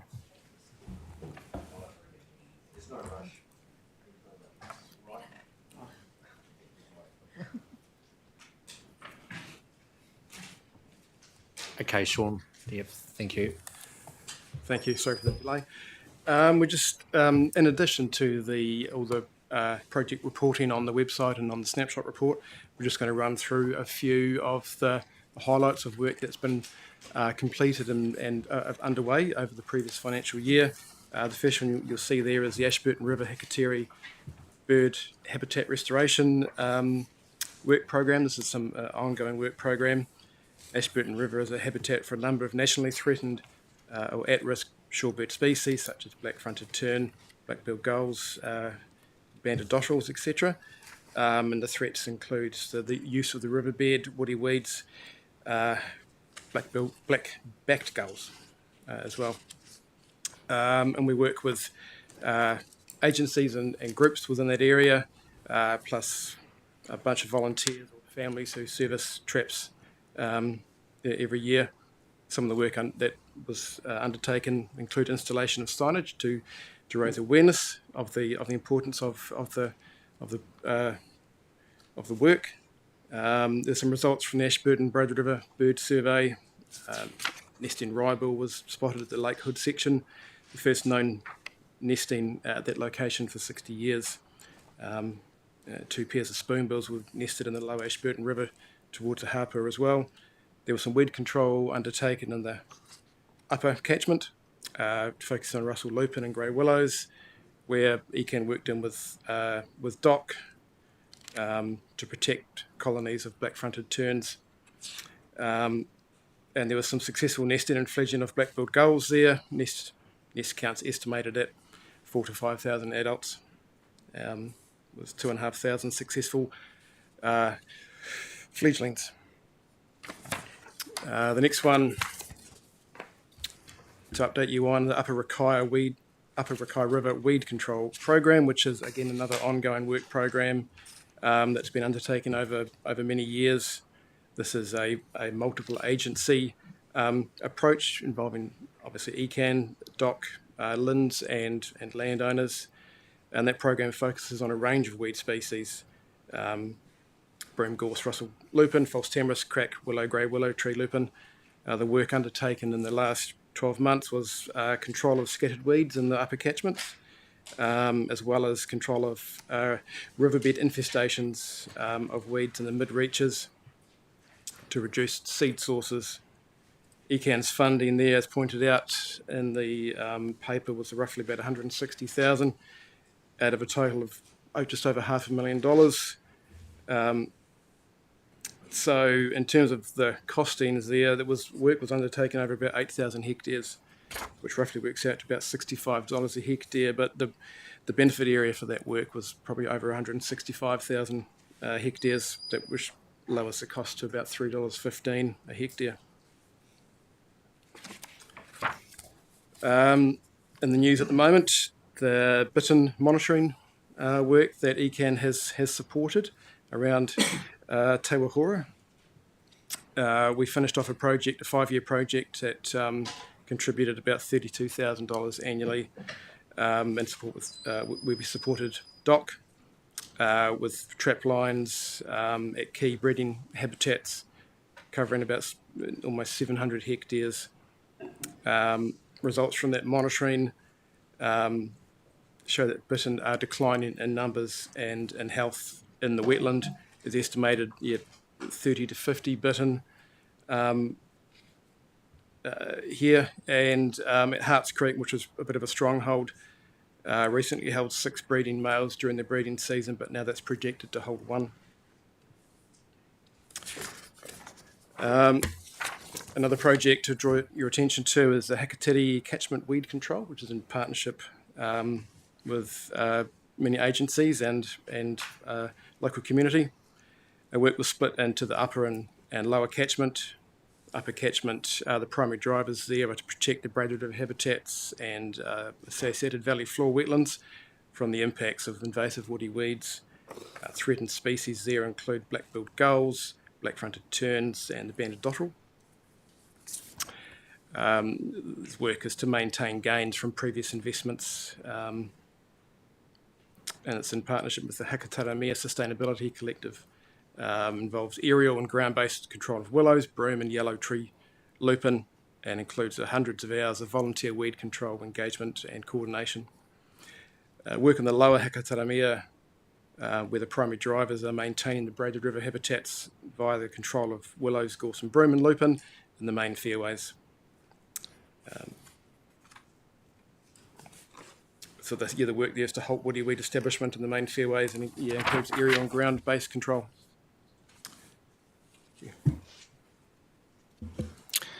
In terms of the perpetual forestry, the perpetual forestry program was introduced in 2021 with the addition of $100,000 to the annual forestry budget to be used for identification and enhancement of biodiversity in ECAN's plantation forests. To date, the program has enabled us to deliver a total of 38,500 native plants installed in the Waimakariri and Ashley Rakahuri regional parks through a mixture of small-scale enhancement projects focusing around remnant native vegetation and large-scale afforestation. The budget has allowed us to annually afforest and maintain 1 hectare of permanent forest plus protect and enhance 0.3 hectares of remnant biodiversity found along our rivers. Takapo Park, this is actually one of my favourite examples of true partnership model with Mana Whenua. We've stood side by side throughout the planning, community engagement and delivery of this project. It's a 25-year program of work undertaken 5 stages, and we're very close to completion of the planting of both the native and exotics, which will see the completion of works associated with stage 1. Stage 1 being the removal of over 30 hectares of contorta, being one of the highest risk species contributing to the wild and conifer issue in the Mackenzie. We're replacing those contorta with nodes of native planting, which fit with the whakapapa of the land. And all of those native nodes are fenced, and in time, interpretation plans will be put in place. The remaining areas we planted with radiata attenuata hybrids, which have serotinous cones, meaning they will only open under extreme heat, like a fire event, significantly reducing the chance of any spread of conifers from that park. In terms of the final slide, historically, we've sort of talking a little bit about a journey here. So historically, a year ago when we presented the snapshot report, Councillor Pauling actually rightfully pointed out that ECAN is doing a lot that has not been presented in the snapshot report, which has also been referenced earlier on. When completing our report, historically we've focused on incorporating on-the-ground works delivered by the part of operations which has had the primary purpose of biodiversity improvement. This, of course, means that there is a lot not included, especially where on-the-ground work may deliver biodiversity co-benefits. So currently, you've seen some changes from a year ago, most notably in the way we report, but we are still focused on continuous improvement. We're actively looking at how we can better align with the various parts of ECAN that work in the biodiversity space, and this in turn will enable better future reporting to Council and the community. In terms of next steps, we won't be landing anything before councillors will get a chance for input. Currently, the first opportunity for this will be in December, when a workshop focusing on describing how the new operation structure supports better biodiversity and biosecurity outcomes. We are on a continuous improvement journey, but it's important to keep in mind we're not broken, so we're in a good space. This doesn't need to be fixed tomorrow, but the potential for improvement over the coming years is both significant and exciting. Thank you. Okay, I'd like to say thank you to Stephen and Carol and Sean for the presentation and report. Are there any questions of clarification? Councillor Robinson.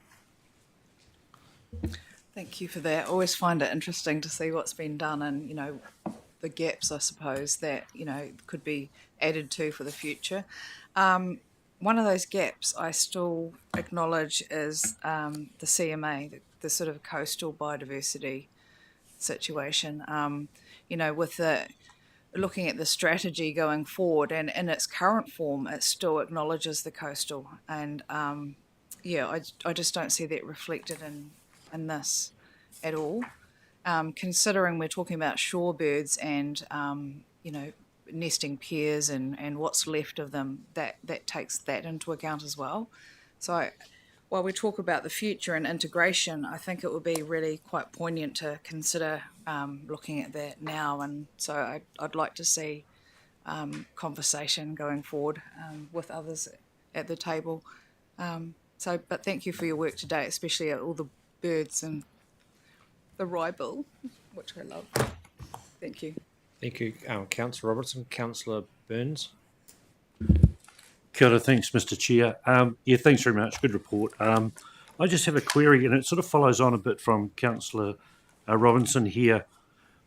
When was my understanding we were going to write to some interested groups around the Christchurch Banks Peninsula Fund that is out there? Do you know if that's happened? Through the chair, we've just recently put up that the fund is open.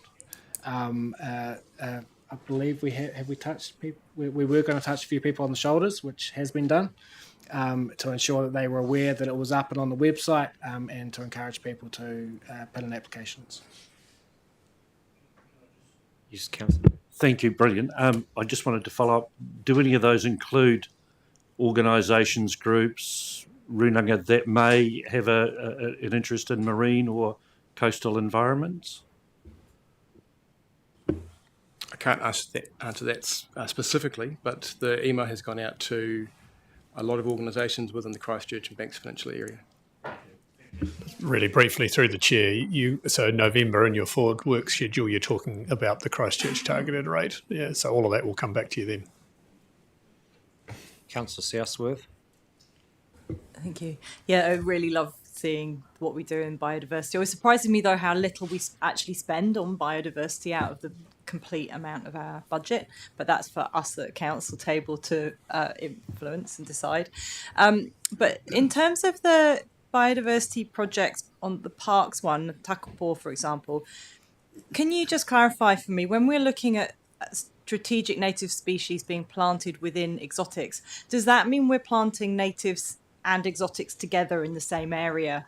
Or is it like what the photographs look like, where there's sort of blocks that are freed up that become native, and then there's blocks of older plantation around? And perhaps if it's the former, is there an advantage or reason why we do it that way? Through the chair. So the approach that we're taking is specific nodes of natives within the area that we've cleared already of the previous conifers. We've strategically located the lower areas where are most likely to be successful. And with that, the concept being that in 100 years, 200 years, looking really long term out, is that those nodes will start to grow and will start to reduce the amount of exotics. Unfortunately, we can't go without exotics in that park. It needs, the natives just cannot grow at the same pace and provide the cover that the exotics do. That's great, and thanks for clarifying that. Councillor Scott. Thank you. So mine's just a general query about these projects, and thanks very much. It's really good to see that detail there. About the leverage that you're obtaining with DOC and LINZ and other agencies. I note that some of this, well, not all of it, but some of it is terrestrial biodiversity, and so the interaction with TAs and then pushing out in terms of, is it linked to catchment groups in any way? With no, through the chair, with no real intent. We work really closely with TAs, DOC and LINZ. We have great partnerships in those areas. We also have great partnerships with a key number of community groups. And when I say without intent, by default, quite often we do end up working in catchment areas with catchment groups. So the word I chucked in there pretty early in that question was leverage. So are we is this all ECAN money, or is this total leverage funds? How much money are we able to leverage from these other agencies, if any? Through the chair, and I think Councillor Mackay touched on this, it was one of the points I was going to raise. It does show that there is significant amounts of funding that's been leveraged in the report. Probably just to pick up a little bit more on some of your comments, Councillor Scott, I think there is opportunity for council to be more strategic and set targets and things around how we do go about leveraging our funding, not just on a project by project basis, but across the total sort of priority areas that we are trying to get biodiversity and ecosystem health improvements from. And that's something that the team is thinking about. Just one comment because of what you actually said, Stephen. Because it seems to me in some cases that we've got tranches of work that's being done, but and I might be wrong on this, totally wrong on this, but not a lot of joined up stuff. We talked about what is the opportunity leverage, and we really get it during the long-term plan annual planning process, specifically in Christchurch here, when we get lots and lots of people coming to us for funds within this community here, which is great. I'm not complaining about that at all, but I don't know if we've ever had a really serious conversation with TAs about, hey, what are you going to do about this also? Because some of it is their responsibility. So that's just a comment. Councillor Edge. Thanks, Chair. I've got a couple of questions. On the item 11 on page 57, the chart you've got there, one project that I know about that's not on the chart, but I'm pretty sure that a significant amount of money was allocated for it, is the Waitoa Clarence River project, where there is a lot of leverage in coordination between Department of Conservation and LINZ. I wonder if you could explain, basically on page 62, there is reference to an allocation of $120,000 that was allocated to that project in 23-24. Was that money spent? You know, in terms of your chart, you've only got a few, but you've got a lot more on page 61 and 62. Through the chair, the table within the Regional Delivery Committee report was only meant to give some examples. To get more of what we are doing, you have to go to the snapshot report, and to get even more, you have to go to the websites. So yes, it was delivered. Thank you. My other question was sort of related to the way that information is being conveyed. It's sort of, a lot of it's relying on access to the website. On page 58, item 20, it suggests that a downloadable condensed project snapshot report will remain available, highlighting key projects. In terms of archive material and more in-depth material about these projects, how are you conveying that on the website? Is it, you know, I'm thinking about the intent of a project, photographs, progress, all of those sorts of things. Is that, you know, rather than the snapshot, where do we go to find more?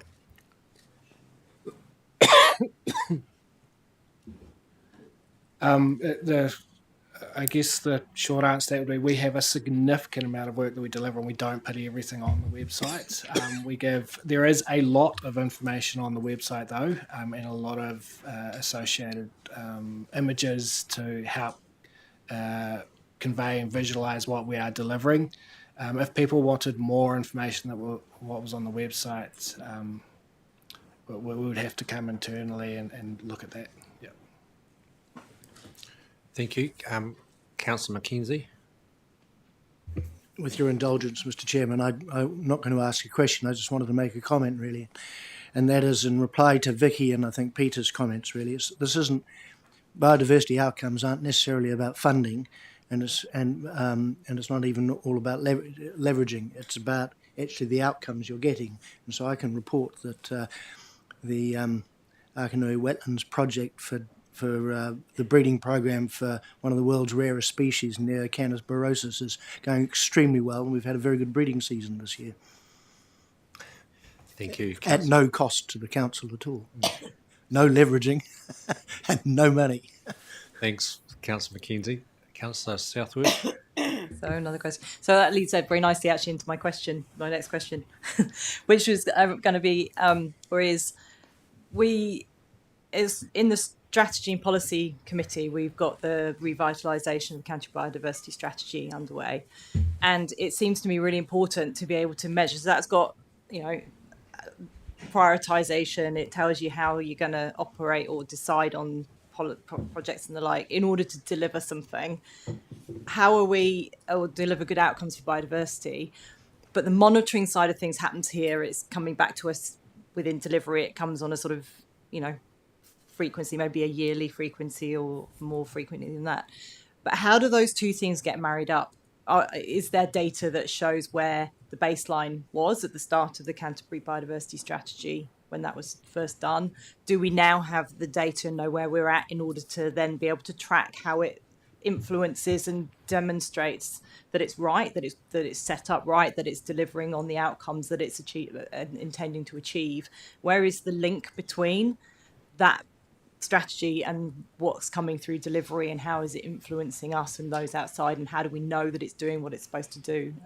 So yeah. Through the chair, so work that is at its very early stages coming out of the Science Directorate is the regional biodiversity monitoring framework. Part of which will, I think, go a long way to answer some of what you're talking about. Part of what we're looking at potentially doing through the targeted Christchurch Banks Peninsula rate is running a pilot of that regional biodiversity monitoring framework to basically take a bunch of learnings from there to enable us to be even better when we apply it regionally. Yeah. Thank you. Is there any more quick questions? Okay, I'll now ask Stephen, Carl and Sean to leave the table. Thank you. thorough report. The recommendations are on page 56 of the agenda, and I'd like, can someone move this motion, please? Thank you, Craig. Thank you, Councillor McKay. Is there any discussion? Yeah, I'd like to speak to that. Thank you. Craig. Yeah, thanks, Nick and Claire and the team. Thanks for bringing this to us. Really good to see the changes that you've made, and really appreciate the map. Good work. Thank you so much. But also, yeah, you know, the sort of shorter summary with the key projects, and then the really detailed information on the website that you can drill into. So, yeah, thank you so much. And that point about the match funding, that graph is really good. So thank you. I think it's 2.2 million that we put in, and got another 4.4. So 6.6 all up. So thanks so much. The one thing I'm really keen to get into next is if we can get like the total numbers across the whole program. Like, I'd love to have that, because as you heard this morning, I quite like to use those stats, and I think that's what people really can gravitate towards. So that's something that I'd really love us to work on. I've done, you know, you can look through the stuff on the website and start to see how many plants were planted in different projects. I'd love to have a total number. Like, I'd love that.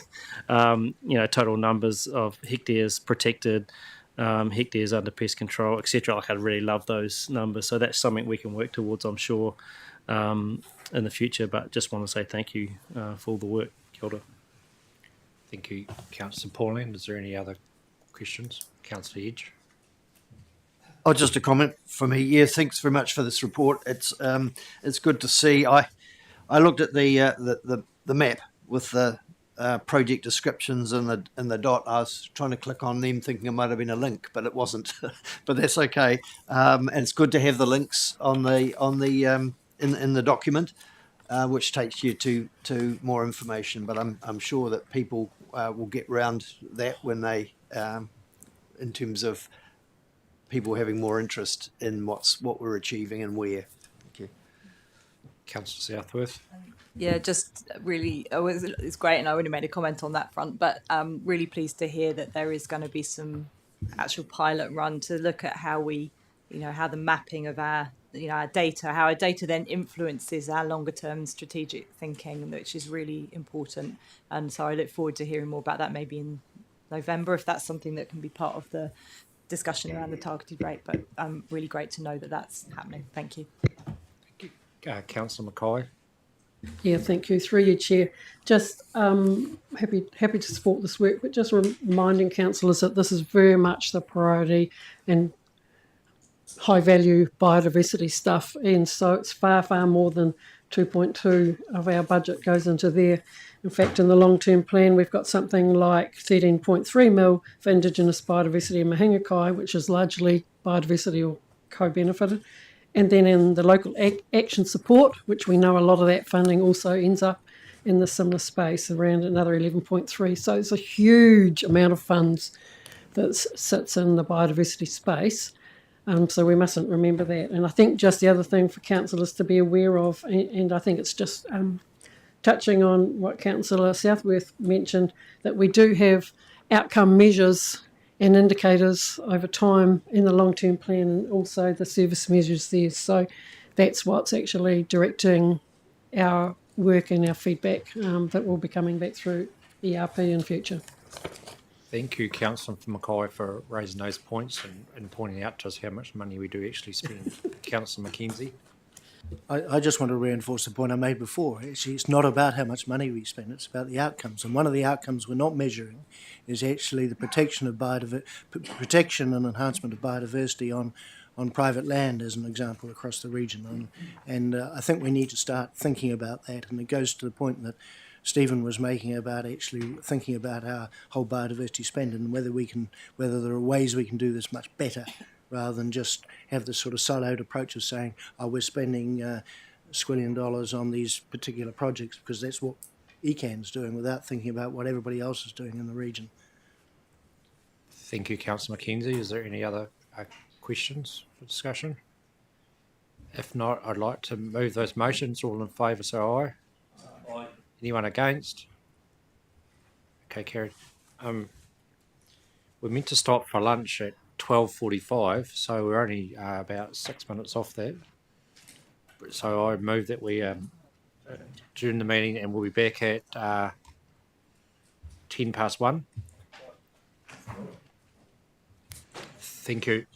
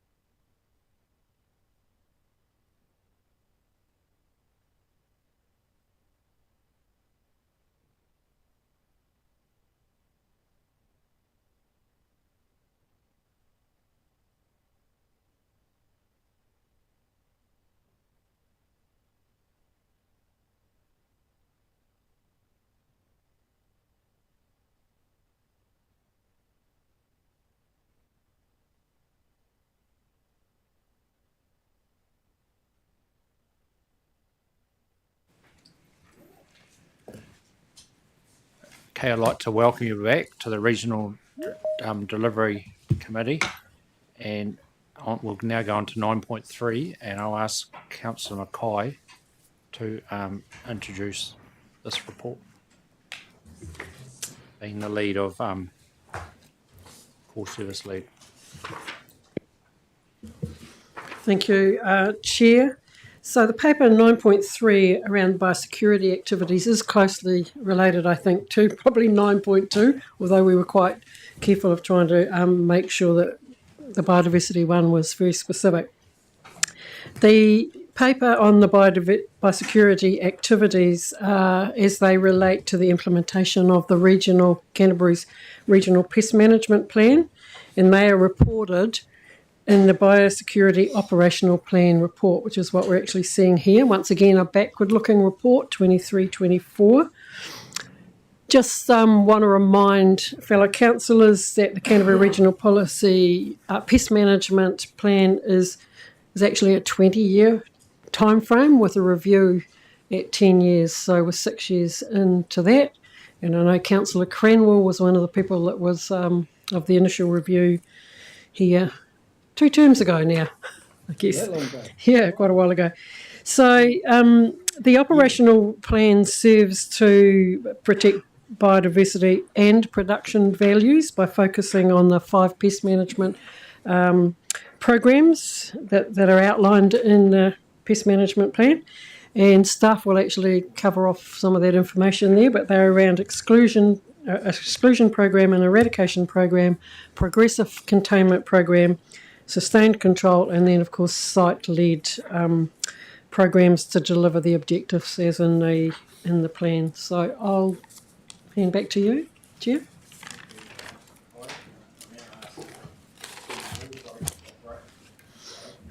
I'll now ask Stephen Hall, Director of Operations, Carl Diamond, Manager of Biodiversity and Biosecurity, to introduce the report. It's supported by Lawrence Smith.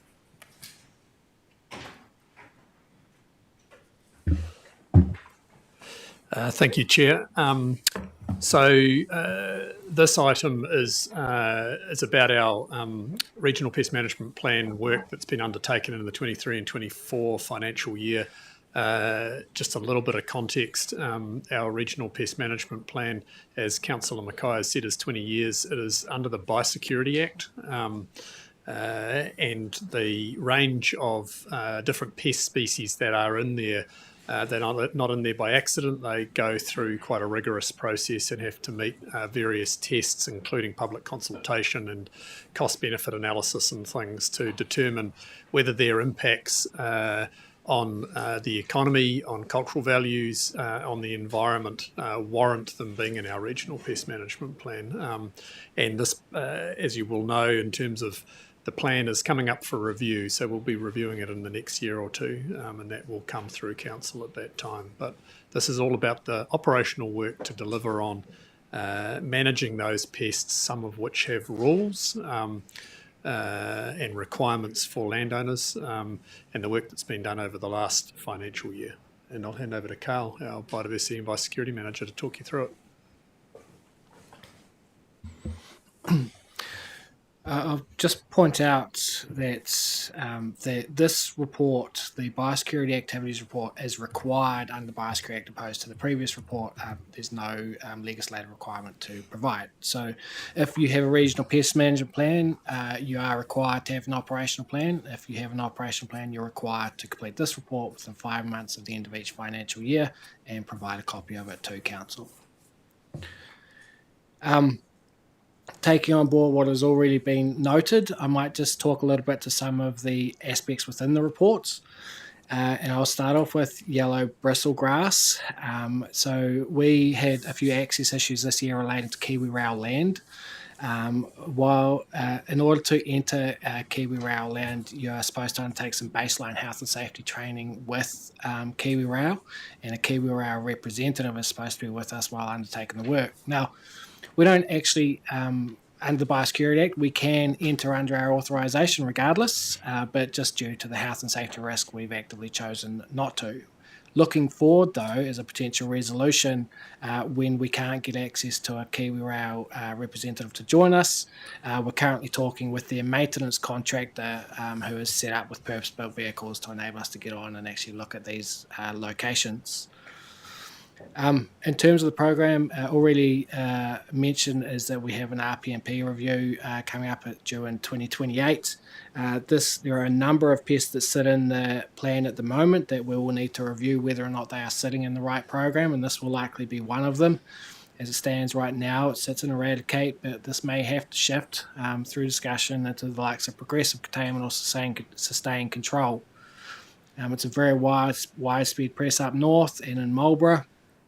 It's largely coming to us through rail and road, and there's a big increase after Kaikoura earthquakes with the increase in contractors. We do some work with contractors around pathway management. We go and talk to them about the sorts of things that they should be giving consideration to when they are, cleaning down their vehicles, general hygiene between sites. Another thing probably to point out there is that there are a couple of locations now on private properties shifting away from those road corridors, rail corridors, which has the potential to open up new pathways. In terms of the Wallaby program, we're obviously operating primarily under the National Wallaby program at the moment. We're approaching it at a region-wide scale with significant national funding behind us to enable this work. There has been a significant amount of work happening outside the containment area. We're future-proofing this work through works associated with the Wallaby fence running from Takapo through to Benmore and creating a buffer zone at the western side of the containment area. In time, once we have that under control, we will start to work east. It can seem back to front. I'll just point out that it can seem back to front at times, and that as numbers decrease when we're working outside the containment area, costs associated with works increase, and there can be a bit of a perception associated with value for money as we should we be shifting and concentrating within the containment zone where there are significant numbers of wallaby. However, the long-term costs, which we need to be very thoughtful of if we take that approach, is that we will end up leaving breeding populations of wallaby outside the containment zone. They're a very mobile creature and they can continue to spread. So the strategic, appropriate approach at a region-wide is to basically start on the outside and work your way in. With that in mind, with that region-wide scale approach, you can see why we're not meeting Objective 6I. So we are focusing on the outside, having and resulting in some wallaby numbers within the containment zone being above level 3 on the Guildford scale. And you can also see why we're on track to meet Objective 6.2, which is remove breeding operations outside of the containment area. That said, we are undertaking some compliance inspections within the containment area. Not many. There's been roughly about 50 over the last 2 years, majority of whom are not actually meeting level 3 of the Guildford scale. Now, we've gone with, rather than an enforcement approach in those situations, we've actually gone with a working alongside those farmers. And we're providing the likes of guidebooks and resources in terms of how they could be managing wallaby, providing contact details for contractors and different ways that they can manage, along with encouraging them to work alongside their neighbours due to the mobile nature of wallaby. Now, the reason we have chosen not to undertake enforcement action comes down to a perception of fairness. We've spent a significant amount of money in the western portion of the containment zone, building a buffer to reduce pressure on the boundaries at the western end, as we aim for zero density outside of the containment zone. And where we are doing that work in the buffer zone, we're covering through the national program roughly 90% of costs, leaving only a 10% requirement from landowners. Now, in some cases, where you sort of start to shift out of the buffer zone and into those eastern areas, you'd get a scenario where we'll be covering 90% of costs for one farmer and then providing no support for the neighbour, but requiring them to do the work. So we're just managing that. Shifting on to Darwin's Barberry, and I'll tie in Darwin's Barberry and Wild Russell Looping together. we've talked already about the fact that we're going to go into in 2028 an RPMP review. Darwin's Barberry and Russell Lupin both fall into the category of that they're probably not located, they're probably not in the right program of work at the moment. And in terms of the amount of resourcing we have available for programs of that size. What might be a smarter way going forward with that would be to shift to the likes of a site-led program where we can shift our focus to specifically protect areas with high biodiversity values. If I talk briefly about the operational report, it's the Biosecurity Activities report itself. It is it doesn't have a lot of visual representation within it. That was an active, a conscious decision in terms of trying to reduce the size of the report. What we could have done though, and we'll definitely look to do this in the future, is right up the front, put a little plug for Environment Canterbury's pest search function on our website. Now, if you were to just type into Google search ECAN pest search, that would get you straight to the where you want to be, and you can type in any pest that you want, and you'll get good visual representations of that pest and a whole bunch of information about it. So, in the future, we'll make sure to add that at the front end of the report. I'll also just note in terms of the Regional Delivery Committee report.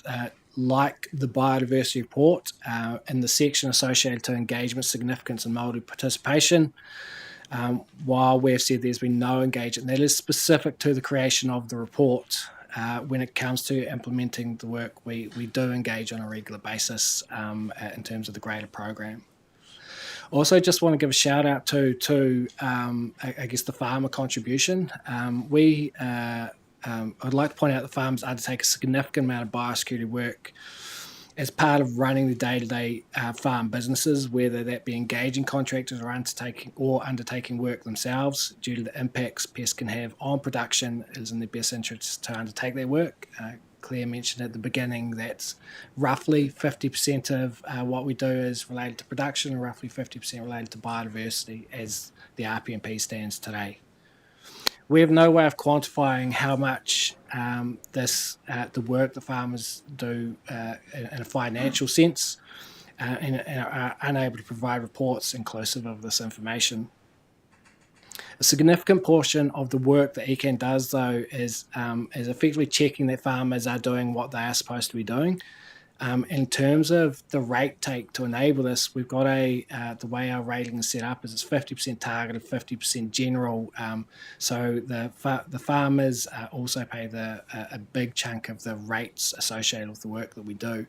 To give some context to that, in terms of the biosecurity BAU budget, our budget as it stands today is about 5.9 million. That doesn't include the national programs or the likes of the work that we do on the Chathams. That's it for me.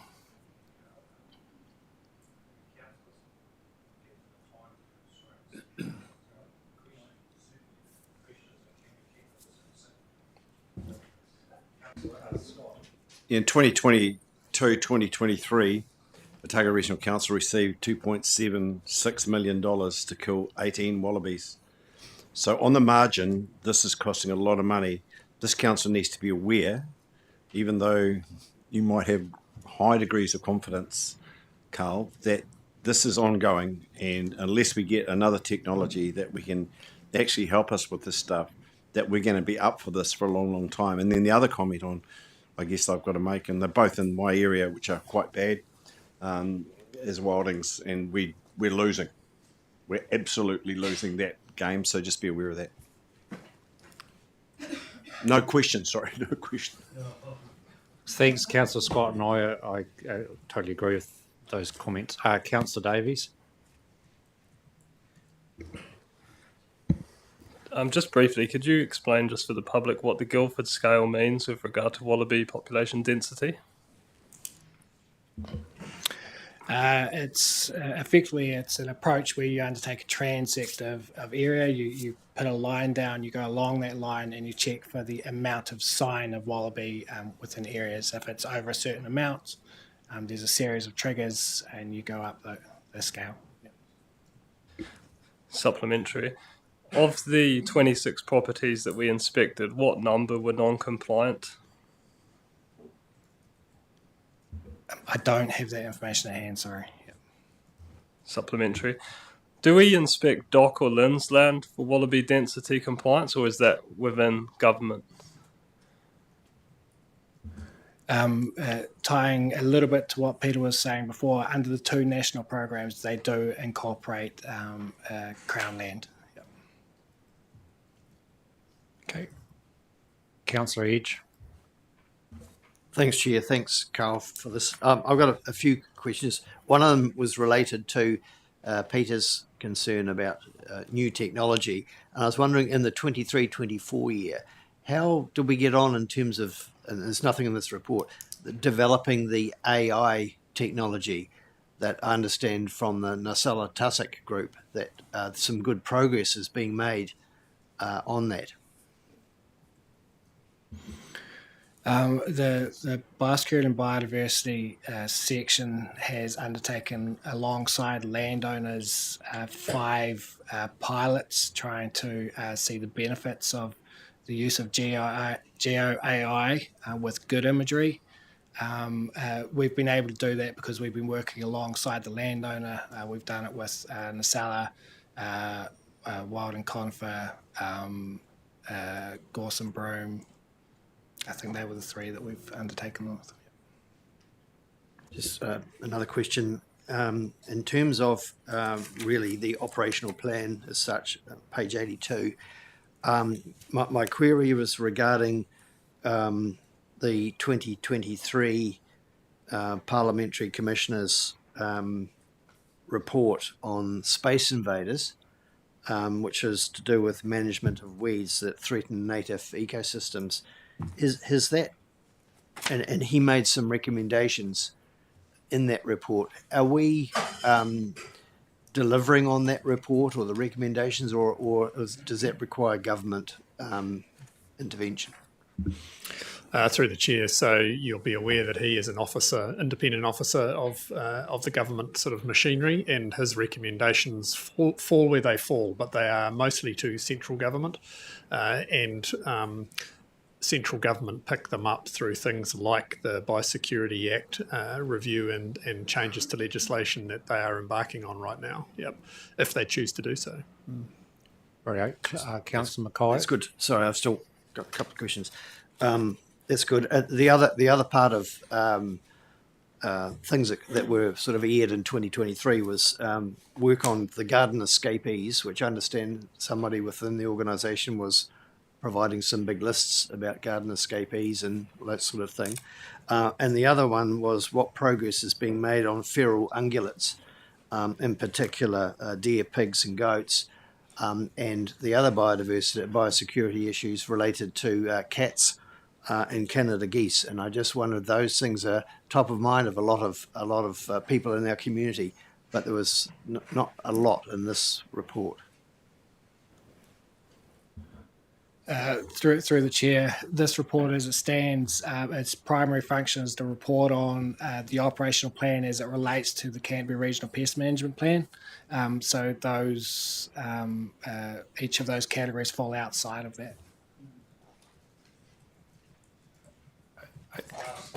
Grant, I have one question. Sorry, I know that, but one question related to Old Man's Beard and biological control, and I just wondered how our biological control was going with Old Man's Beard. I might have to come back to you with an update on that one, Grant.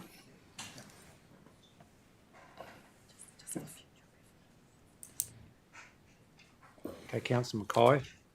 Thank you, through your chair. Just a question of clarity, Carl. You mentioned that roughly 50% of our work is split between production and biodiversity. Is that are you talking about the work of our kamahi versus the benefits out in the field, so to speak? Given them the comment that the paper actually talks about that the landowners are actually responsible for their own pests on their own land that are covered by the pest management. So just wanting some clarity around that 50-50 comment. Does that work? Versus I know the targeted funding, how that's split, but yeah. It's not based on a labour time aspect, more on a values outcome aspect, if that's useful. Okay. Councillor Burns. Kia ora, thanks, Mr. Chair. I've got just a couple. Hey, and thanks very much. Good report to read through. Stephen, at the start you talked about this being the range of species within the Canterbury Pest Management Plan.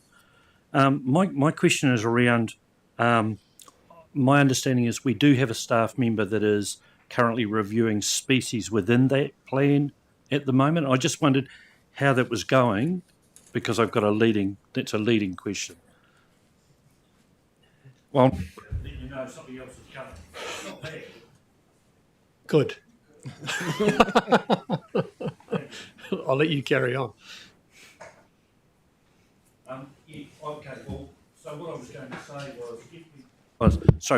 say was, if we are reviewing that and it's going very well, my worry is there seems to be something appearing almost monthly that takes the focus of either locally, regionally or nationally, and examples, we get lots, Grant's already talked about Canada geese, for example, he talks about cats, obviously for Ngāti Wheki, things like Sabella, and then when I'm working with, going along to meetings, for example, over at Banks Peninsula, you know, there could be pigs here and you name it, there's just umpteen dozen things all the time. Why I'm asking about the review of them, are there any species that you are concerned about that may in fact get a foothold here or have, which might impact upon the resources you have currently to be able to work through the programs that you've got? So through the chair, I mean, the short answer is yes. The much longer answer is that the focus in terms of different pests and weeds with things like climate change and where you put your energy, and you will have seen in this report the infestation curve for weeds and pests, and the focus of this organisation is currently in this area, but probably I would suggest increasingly going to be in making sure that new things don't get established within our region, noting that there are different roles and responsibilities, both locally, regionally and nationally, with the MPI and Biosecurity New Zealand being the national lead on this stuff. So depending on where the pest is, which environment it is in and what the impacts are, it's some interesting feedback I'm getting, it will determine who's responsible for those things. But I guess my clear message to you is you are right, but making sure that we pest-proof Waitaha into the future, to me, is the most important thing. Making sure that the legacy pests that we've got today, like wallabies, rabbits, gorse, broom, nacella, that they don't establish in the future. Okay, Councillor Southworth. Yeah, thank you. Just looking at the sustained control programme, there's 4 that are listed that aren't, as it put it, they haven't achieved. We've set out to achieve what on various ones, but the exceptions being, and there's a list of 4. And I note that particularly around biodiversity, every annual plan and long-term plan I think I've sat through, we've repeatedly had people coming back from the community saying that we don't have enough of the biodiversity impactful weeds in our pest management plan, and I'm understanding that we're going to be doing more about that through the review of the pest management plan. I'm sure those things will be picked up because that feedback's been heard loud and clear. But I'm concerned to see that the wild Russell lupin in particular we've said we've got limited understanding of its distribution and it's not progressing towards the CRM-PMP objective.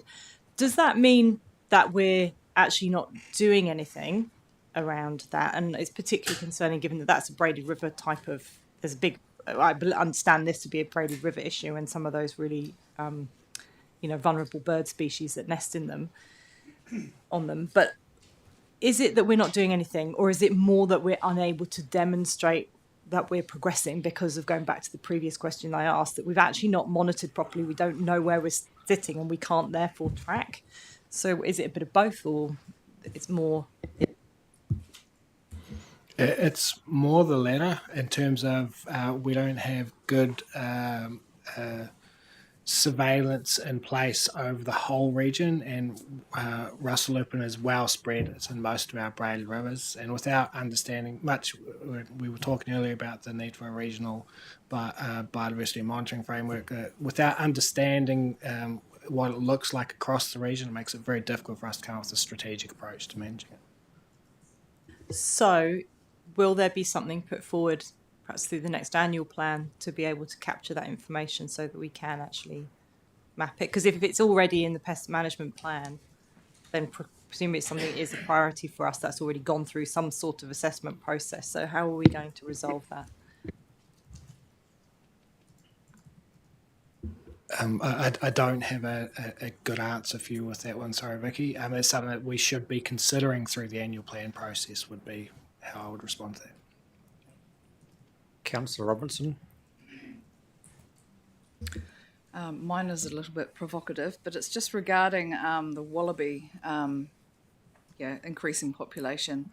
I think having driven past the yellow wallaby shed at the turn-off to Waimate, I am going to be provocative, and I think, well, maybe we need to start changing our public messaging, and actually, that shed invites people to come into Waimate with a little cute wallaby on the shed, and I think something needs to change because we either do or we don't.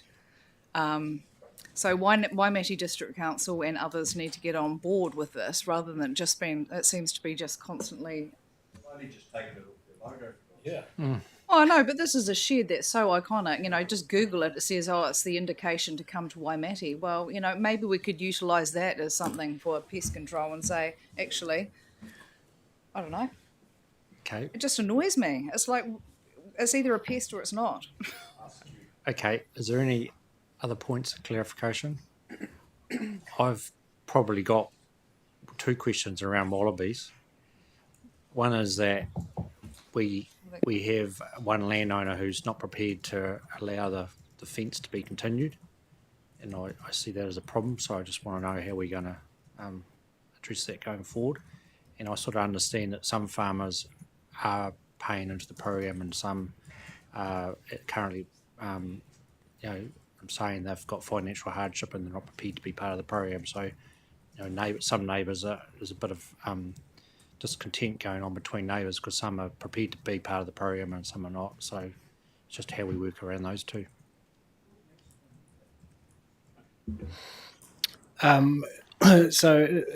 These same issues apply to the whole biosecurity program in terms of we have individuals that can make things more difficult. We're continuing to work with both the landholder associated with the fence, and I'm quietly optimistic that we'll get that one across the line. In terms of the other farms, it's just a case-by-case scenario sort of situation. I totally understand.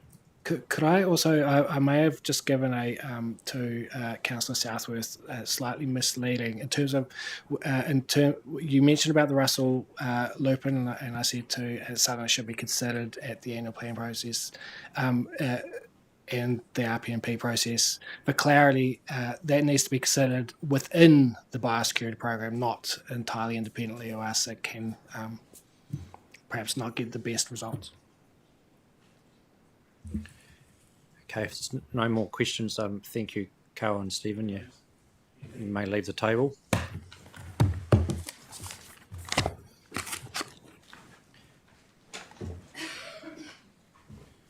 The recommendation for the motion is on page 74 of the agenda. And do I have someone to move this motion? Thanks, Councillor Edge. Do I have a seconder? Thanks, Councillor Burns. Is there any discussion? Councillor Mackay. Yeah, I guess just going on from the question that I asked around the values, or what the 50-50 was and stuff, I've come back and said it's around 50% productive values versus around 50% biodiversity. I just, when I add up huge expense some of the farmers, the landowners with pest control have on their land, their actual contribution is very significant. And I'm probably just putting it on the table for councillors, my fellow councillors, to be aware that it's something that I would like us to have a bit of a discussion around, particularly when if we're looking revenue and finance policy for a future long-term plan discussion or consultation, because I think currently how we collect those rates from rural landowners only, 50% of the targeted rate comes from rural landowners only, and I understand there isn't consistency across the TAs around the definition of rural landowners. I think that we actually possibly need to move more to a general rating base for this. So just really putting that on the table. Thank you for bringing that to the table, Councillor Mackay. Is there any more discussion? Councillor Burns. Kia ora. Thanks, Mr. Chair. Yeah, I just wanted to... You did say my name, didn't you? Yes. Oh, God, sorry. Apologies.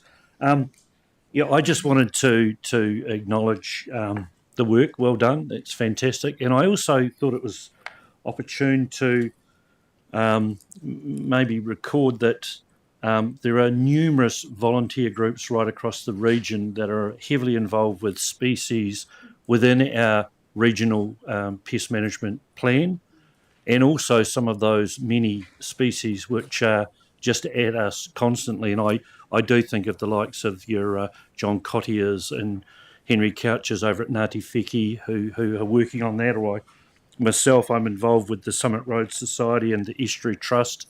That's more mustelids and not allowed to say cats, but which I didn't say. But yeah. So I just thought it was an opportunity to make sure that we do acknowledge that there are lots of people out there working hard towards improving the environment for our native biodiversity across the region, and in many cases doing it at some cost and burden to themselves on land other than their own. So kia ora. Okay, is there any more questions? Yes, I just want to make a comment about Russell lupins. You said they're a native pest. They're actually, what did you say they were? Oh, they're definitely not native. They're impacting on our native biodiversity. Absolutely, and up until I think 2016, when we elevated them to pest status, 2017, 18 maybe, I saw them being sold as native wildflowers in packets, and was castigated by the Mayor of Mackenzie District for trying to get rid of one of the icons of the Mackenzie, which the tourists come to see. So, it's not a long time, is it, until we get these sorts of comments? But I support it. I mean, they are a threat. I understand the threat also, Vicky. I know exactly that seed packet because I wrote to the manufacturers of those seed packets to say they shouldn't be doing that. And I don't know where it is now. I don't know if they still get sold as native seeds. I hope not. Okay, thank you. Okay, if there's no more discussion, all those in favour of this motion say aye. Those against? Carried.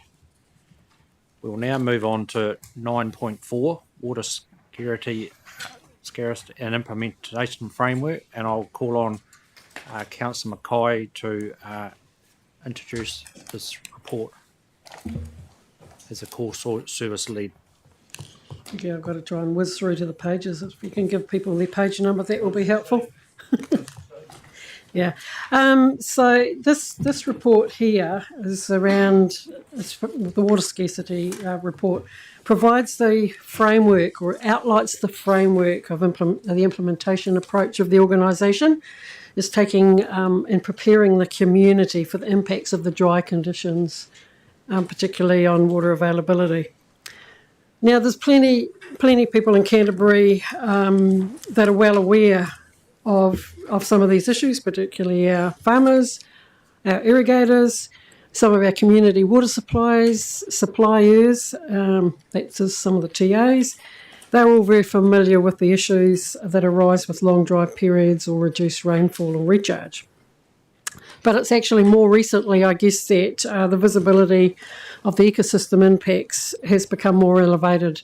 And probably up until then, as a councillor sitting at this table, we were probably aware of the odd incidents. I can think of St Anne's Lagoon, and I can think of the Whites Road pit off Just Tram Road. I mean, they were sort of single ones, but now we're actually starting to see more evidence that ecosystems are coming under stress, and we need to actually dealing with those. So while the paper actually does focus on the operational response, and particularly of the ecosystem impacts, I would actually posit for some thought that there needs to be a broader, more strategic consideration of water resilience for the longer term across the region. So just keep that in the back of your mind as we're listening to the presentation from staff and the discussion. And I have given some forewarning that to councillors and staff that I will be looking to put up an additional amendment around this paper.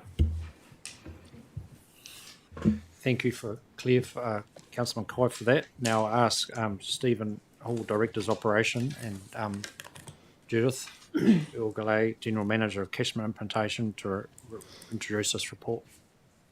Welcome.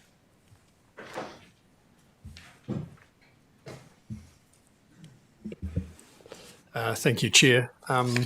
So, as Councillor Mackay has pointed out, this here is an operational framework, essentially, to how we go about dealing with periods of dry and water scarcity.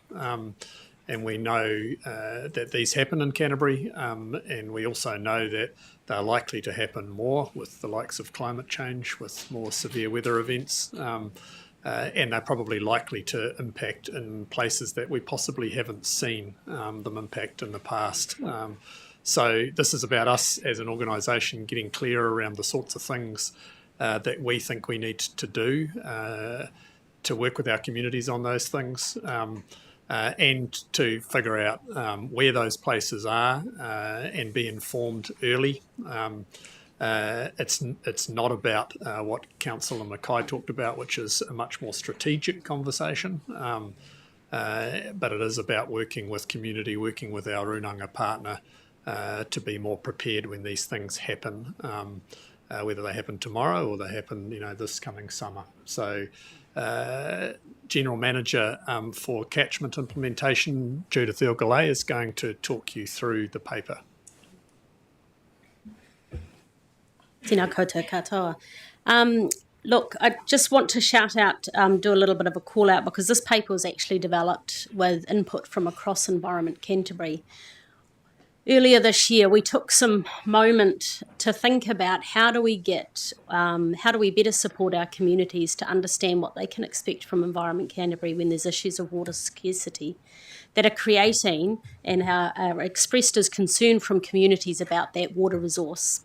So in particular, there were two instances in the late summer, spring around both the but triggered by different reasons. So one being the Green Street situation with the change in the regulatory environment, increased minimum flows attached to new consents, and the impact of those coming into effect.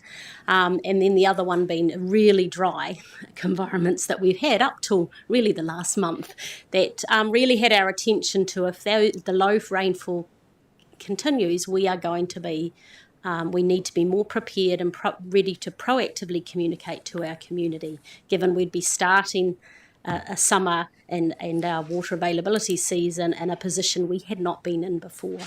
So I guess I'm just highlighting that this was about the organisation coming in together to do some thinking, to set up a framework where we're shifting from being reactive to more proactive. Okay. And it was bringing together the strategy, science, the operations, etc. So I'm talking to this today because at the moment some of my staff in the water and land team are having these conversations with the community where it has played out, be that at Lake Camp or at the moment Marcelo with meeting with some of the Green Street communities as we look at implementing the program this summer as restrictions are likely to occur. The intention of this report was to focus on those areas where it doesn't usually have water scarcity issues. So we do know that it's not uncommon for reaches of our rivers to dewater and flow underground for periods, especially around State Highway 1 there, and then come up again to surface flow further down. And it's not uncommon for water abstractors in the height of summer to be on restriction for periods of times. Those are things that what was more uncommon or unexpected was the fact that, stockwater races in Ashburton with Mount Harding streams, for example, there was so little water coming through from the foothills, they could barely take the water through just because there wasn't flowing. So that was that change we'd seen as staff and hearing from our community. So that was the intent of this paper. So it really starts to think about how do we get better to connect with our community and communicate what can be expected. How do we better anticipate where those next issues might occur? So that is using the intelligence from the intel from the staff, but also from others, the community and other agencies, where they might see things that are occurring in catchments with low water levels, etc., that is unusual or they're worried about. So we're watching rather than waiting to hear about it and reacting. And the intent behind that was around the ability to put into place and activate our revised fish salvage protocol about what Environment Canterbury is going to do, working with others that have an interest around fish salvage when those concerns become apparent. And some of that's on the reflection around, if we go back to March this year, around the Green Street, is that we needed to be more proactive. So I'll take the rest of the paper as read, but I'm happy to take any questions. Just wanted to put that bigger context around it. Okay, questions, clarification, but can we please keep them succinct and to the point, because we're really against it as far as sorry, I'd just point out there's an error on page 42, page 122, paragraph 52. The first sentence should just be wiped out. It was a typo. So. Thank you for that, Judith. Okay, Councillor Burns.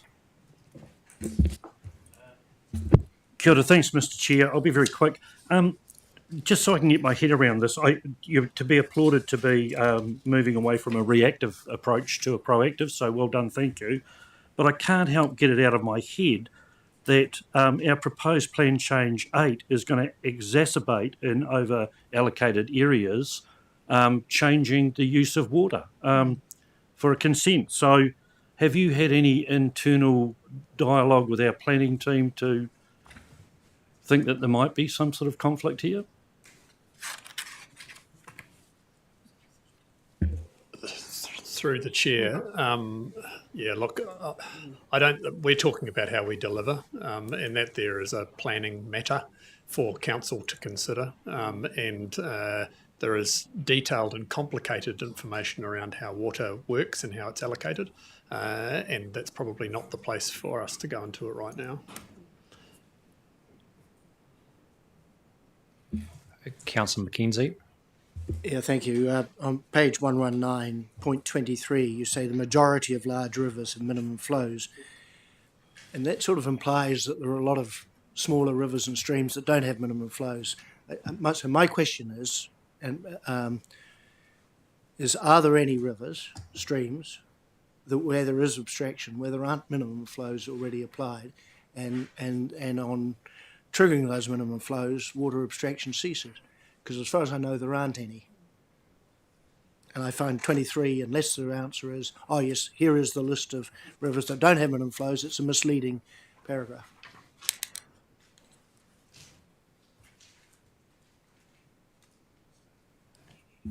I'll note that. Sorry, paragraph 31? 23, sorry. Yeah. Thank you for that, Councillor McKenzie. Councillor Southworth. Thank you. Yeah, a really important paper to be thinking about, and great to know that you're being in advance of the next, what will be undoubtedly a dry season again very soon. In paragraph 27, who said that we'll work to identify high-risk catchments, I'd just like a bit more explanation around what factors are you looking into to sort of create a risk hierarchy.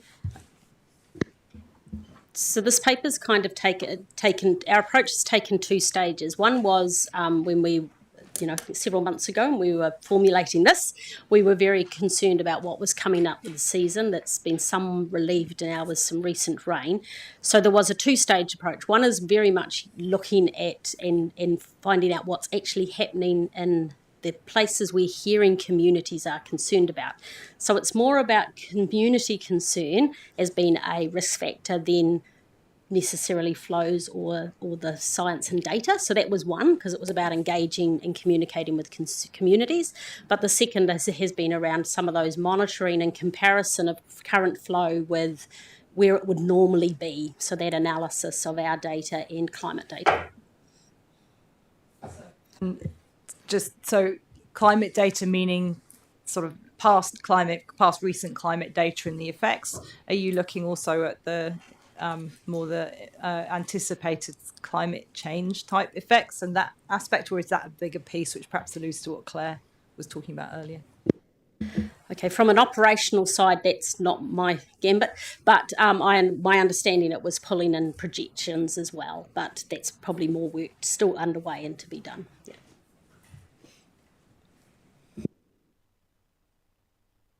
Councillor Robertson. Just in light of how Councillor Burns wasn't able to discuss what he needed to discuss in relevance to this, probably I won't be able to either. However, I am going to just talk about number 14, Ashburton District Council focal point about water. I also want to probably allude to the fact that you talk about the stockwater race in Ashburton. I also note that stock water now gets transferred over to an irrigation company as opposed to for any other reason. And that is, I think we need to look at where the water's going and if it's in the right place, used for the right reasons. And I guess that's what Councillor Burns was alluding to, and I am too. I think we need to look at the whole thing further than probably this. But I do applaud you looking into it in detail, but I think we need to scratch it a bit further.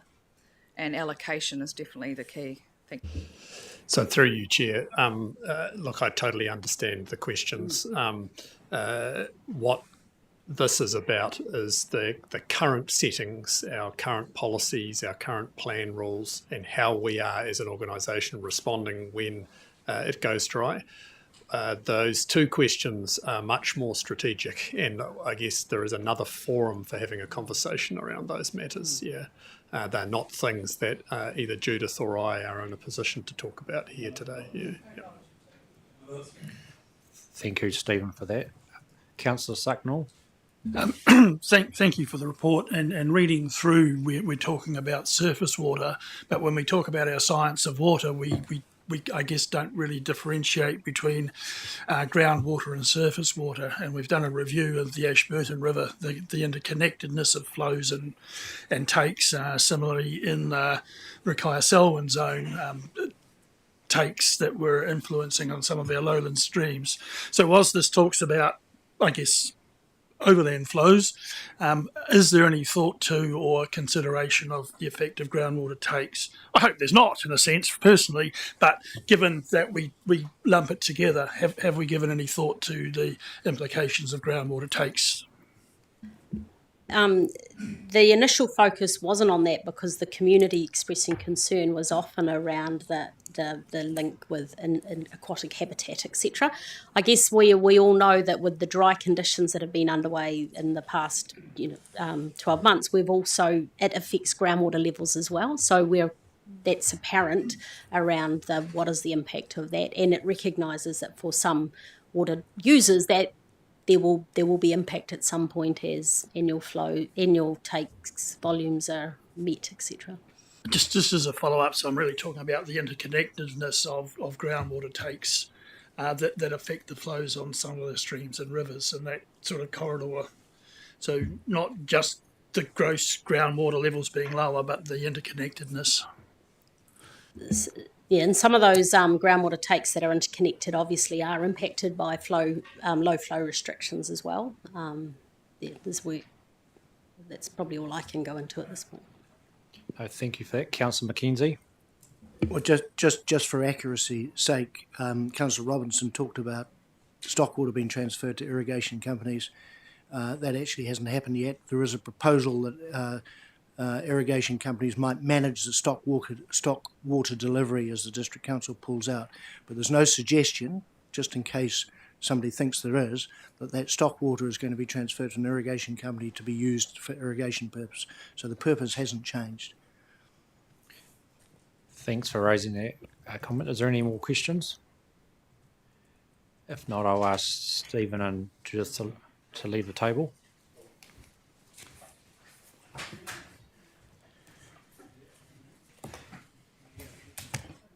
And we put up the motion, the recommendation that's on page 116 of agenda. And there's Councillor Mackay's number 3 amendment there. So do we have someone to move this? Thanks, Councillor Karakia. Do we have a seconder? Thank you, Councillor Southworth. Okay, is there now any more discussion or questions? Councillor Edge. Thanks, Chair, and thanks, staff, for this. There's lots of things in this report that's being talked about. I do have some concerns about this linkage between strategy and operational, and just the last couple of questions. Is operational team moving forward with something when we should actually have some strategic processes in place? I just wanted to pick up a couple of clauses, clause 19, where we're saying that the organisational approach is to improve our ability to better prepare communities for the impacts of water scarcity into the future. To me, that means that we need to get on with looking at climatic adaptation and really driving home to our communities in the rural sector that things are drying up. Water won't be available tomorrow as it is today, and what are they going to do about it? Are we providing advice to farmers through farmer environment plans and the processes about what are the opportunities that they might have on their land to consider land use change in terms of lower water usage? We can't go on using the water the same way as we're doing now. So looking perhaps at more bespoke assessments of land capability as recommended by the Parliamentary Commissioner for the Environment in the Going with the Grain report. Basically thinking about climate adaptation as soon as we can. The lower ground levels as well, that's of some groundwater levels, that's a bit of a concern. That means there's less dilution for nitrates and other chemicals that currently flow through our groundwater. And there's a risk, an ongoing risk too then, for drinking water supplies of people with private wells, and that's increasing around the region as well. Item 27 talks about the issue of, and which is really good, identifying high-risk catchments. I think that's really important over the next 6 months. But to me, that catchment approach has sort of grasped our communities as well. And in fact, our proposed regional policy statement does talk about, in effect, spatial planning through freshwater management units. And to me, that's a way of being able to anticipate issues on a freshwater management unit sort of basis through catchments. So that would then pick up the strategic versus the operational elements of that. Finally, clause 20 on page 118, it talked about looking at specific issues in catchments on a rolling 6-month time frame, which is obviously your operational thing. But again, we've really got to reiterate to our communities the urgency for change, because business as usual is just going to cause much more stress for many more farmers. And so if we're adopting a strategy as suggested in the amendment proposed by Councillor Mackay about resilience strategy, that strategy has to absolutely have fundamentally climate change and reduced water usage as part of that strategy, and not trying to sort of do things in the way we're going now. It's really getting home. Grant, can we? I'm still in my 5-minute time frame, Chair. Sorry. It's the hard truths about global warming and the pace of change. So targeted reductions will need to be considered as part of any other strategy in terms of over-allocated zones, and it may even mean in the future consent reviews. So there are some tough calls that will need to be made, but I welcome the report, and I really especially welcome the chart on page 123. I think that's great. It covers a whole lot of ground, gives you identifies the issues, strategic outcomes, strategic framework, key elements of the strategy, tactic points and actions, and risk management. So risk management is really important, but I welcome that, and I think that's a really good effort. Thank you. Councillor Mackay. Thank you. I will talk to the first 2 points, but it really does encompass what I'm trying to propose in number 3. And that is really that our communities actually, I don't believe that our communities want us just to leave everything to nature. I don't think that they want us to sit here and not actually do anything. They're looking for leadership. They are looking for around more water security. It's not about driving home to farmers, as we've just heard. I think we've got to be much more open around that and show that leadership by considering a whole lot of things. And the paper highlights the fact that, if we add in current and likely more constraining regulations in the integrated planning framework, communities, food production, along with our freshwater ecosystems and the habitats that we talked about in the operational paper, they're all going to be severely impacted. There's going to be greater risks, going to be drier, it's going to be more fire risks. And not only that, there's going to be significant downstream effects locally, regionally and nationally. And we need money to go round, so we need to actually be thinking about the economy as well. This issue doesn't only affect farmers or irrigators, it affects our community systems, supply systems. We know in Hiranui, for example, that we have the Ashley River, when that goes dry, quite severe restrictions come in for quite a number of community supplies or people there that are supplied by HDC. We know in Timaru, they are always looking for water in Timaru, around the options there of supplying water. So this is community. It means that we might actually have to look at water efficiency in a far wider view, because we've got those restrictions very much applying to irrigation now, particularly under consent applications or consent conditions, but also with the farm environment plans and the auditing processes there. Maybe we just need to be a little bit more responsive around how we actually look at those things, working around TAs as well. It was actually disappointing to hear once again that in Christchurch City here we've got over 25% of the water that comes out of the ground is actually not reaching a consumer. It's disappearing somewhere else after it's treated. So, we've all got to take our responsibility and use water better.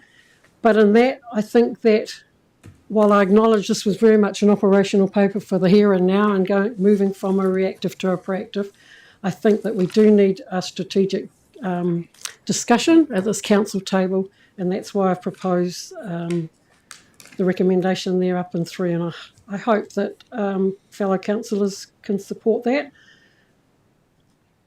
Thank I'm you. not sure whether I move it now or whether we move 1 and 2 and then we do go to What we were 3. thinking is that if the people who are the two, Councillor Karakia and Councillor Southworth, that moved the first 2 motions, that are happy to include the third one. You happy? Yep. Okay. Vicky, did you have something you want? Councillor South.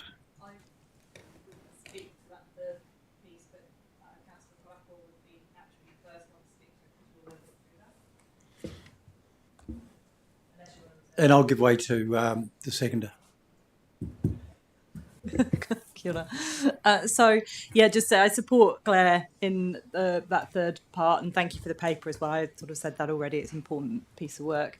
And the important part to me in particular is that raising community awareness of the fact that there actually is this sort of tension building, and we can see that water is becoming more of a scarce resource. Like, we think of ourselves as so water profligate here, and I think about Christchurch, and the urban point is absolutely right. We use phenomenal amounts of water in our households where we don't need to do. But I do acknowledge that City Council's brought in a charging, they charge now for large water users to manage some of that, and that's helpful. But this completely aligns, that point 3 completely aligns with the discussion we had about the work programme last week at the Strategy and Policy Committee around having some sort of strategic thinking about water resource, but it ties in across a number of different aspects of our work and our land, which is why it's strategic. So, for example, we have like energy generation. An ideal would be that we could hold more water in our lakes and dams for generation at times when it's not windy and it's not sunny. And to do that, we need to build out more renewables, and we could use our hydro and storage for the energy aspect. So there's an energy strategy aspect to this. We also have, I think, a food strategy aspect so in some parts of the world where it's really dry, they have moved from products that are high water demand to products that are low water demand. There's a land use change in this as well. And I think we should be looking at how do we make sure that our food supply for our local people is also resilient, and that we're thinking about how much water does what products we're producing use. And I just note that milk, for example, 84% of milk is water, and we drive it off in order to export it, and we have a water problem at times. So, there's some smart thinking that we can do around land use change as well. So I think that Claire and I might have very different ideas about where the science and the data might arrive at in terms of what we should be doing. But that's the point. We're asking staff to put the data together to assess. I know that we had a presentation recently around the work that's come out of Land Agritech, is it?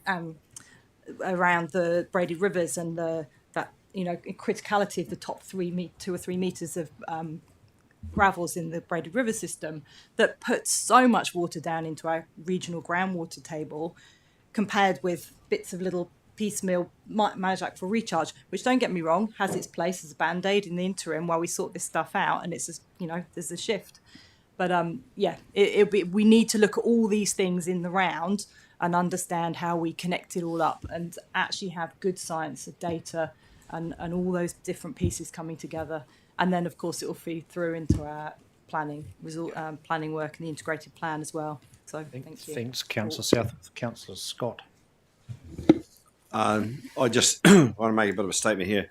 The nuance is that farmers are stealing water, but they're not. We've got 26,000 consents in Canterbury that control the water source that we have.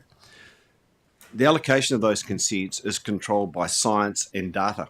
You're calling for more science and data. We already use it in terms of the consenting process. So, got to stop picking on farmers. They're not doing anything that they're not entitled to do through their consenting process.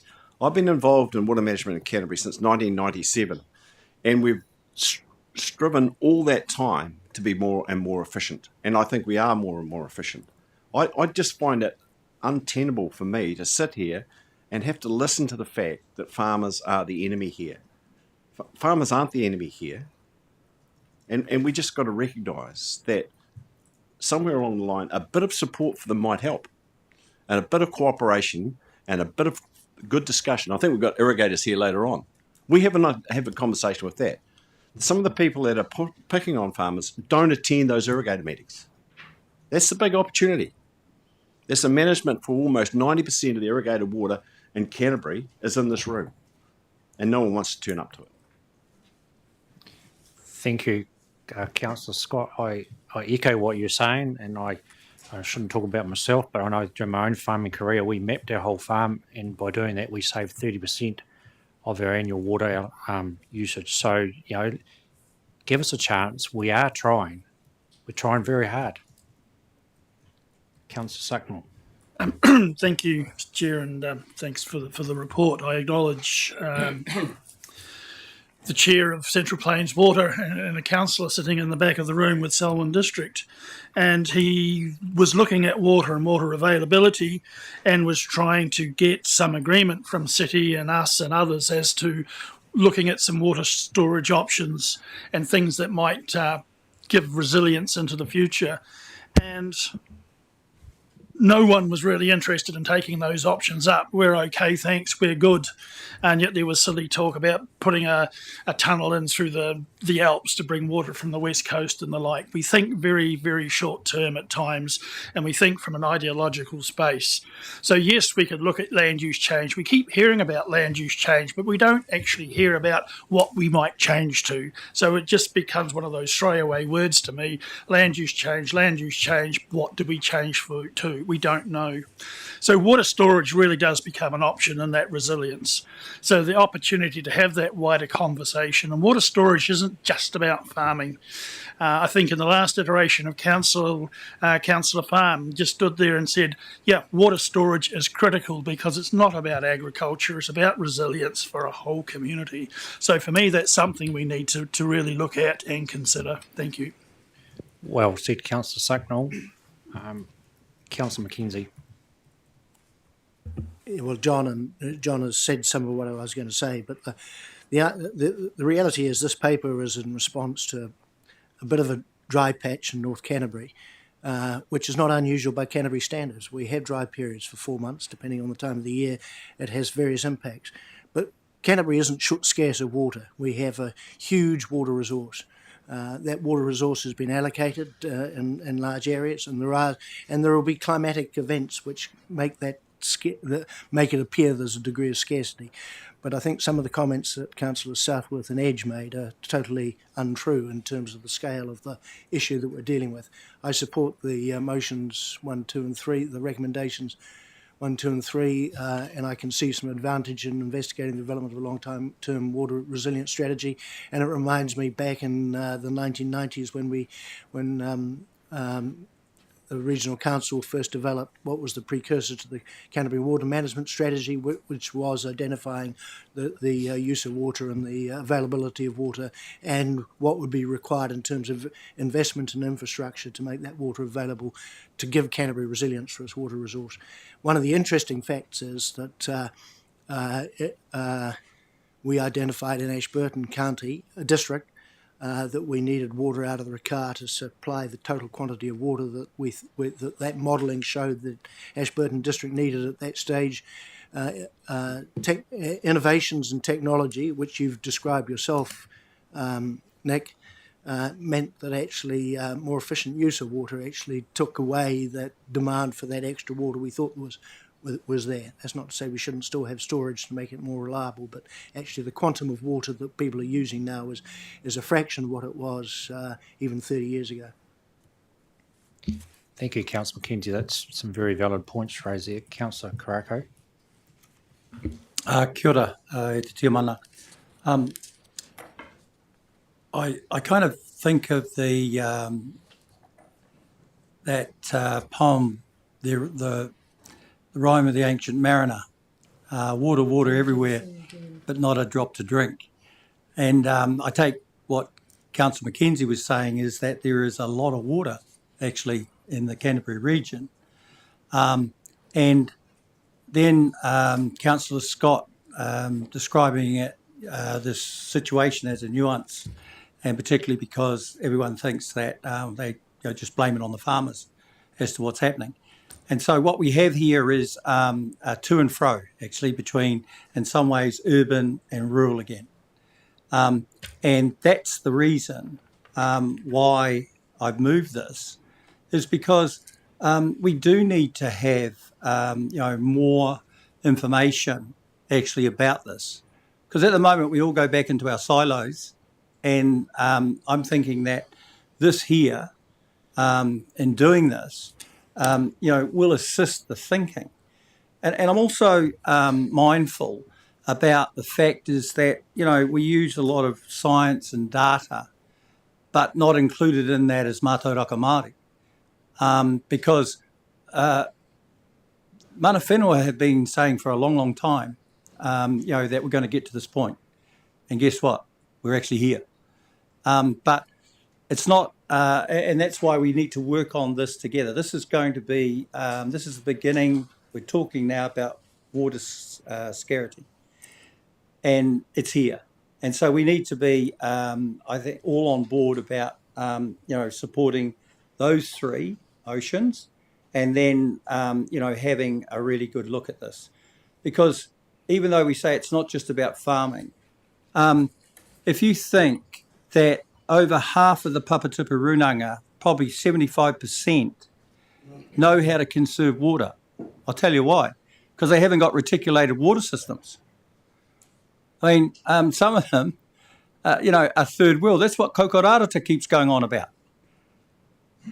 So there needs to be a really healthy conversation here, because water conservation and water use, I mean, does the urban population, are they doing it sparsely? Are they doing better methods?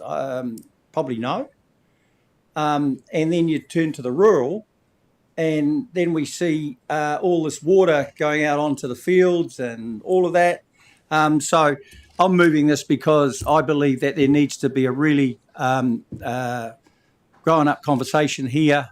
And then let's not go back to our silos, but let's do it so that we have all the information, and then we can make an informed decision on this. But don't forget mana whenua, because for many, many years they've been talking about this, and they've actually been on the receiving end of a lot of it as well. Kia ora. Okay, thanks, Nock. Right, we've got 2 minutes and then we have to move out of here. So make this very short and brief. Okay, Councillor Robertson? Yeah. Sorry to sound grumpy. No, you're right. I'm just going to say it really fast. The urban and rural divide is really an old topic. You've got to remember the water case that we talk about so often, and I don't want to say it, but the Awa case was an urban case set under with the water, the West Melton water zone.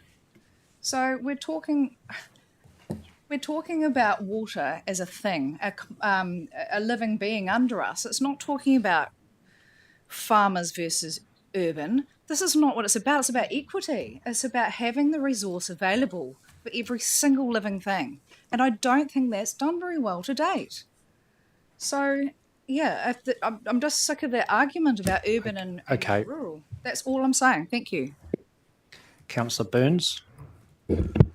Ko te wai, te ora nā mea katoa. Water is the life giver of all. I actually support this clear. I think it's great, but I think it's a little more nuanced, as Councillor Southworth has said. This is not just provided it's not just about economic development. It's great. We should have a strategy in place. Okay, Councillor East. Thanks. Been waiting for a long time.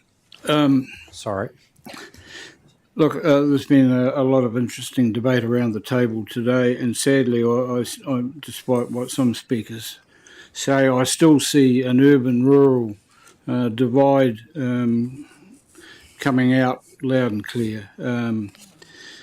I really want to just get away from that, and I would remind councillors, and I think Councillor Mackay brought it up a while ago, this city loses billions and billions of litres of water annually, literally billions. And I think it's a bit rich to sort of be pointing the finger elsewhere when the city's own issues aren't resolved. So I welcome the strategy and support items 1, 2 and 3, and I would hope that item 3 also delves into the waste of water in the city as well, and let's get a balance on these things. And for so long, I think the rhetoric comes out that the farmers are to blame, but let's have a balanced approach to this whole thing and see a bit more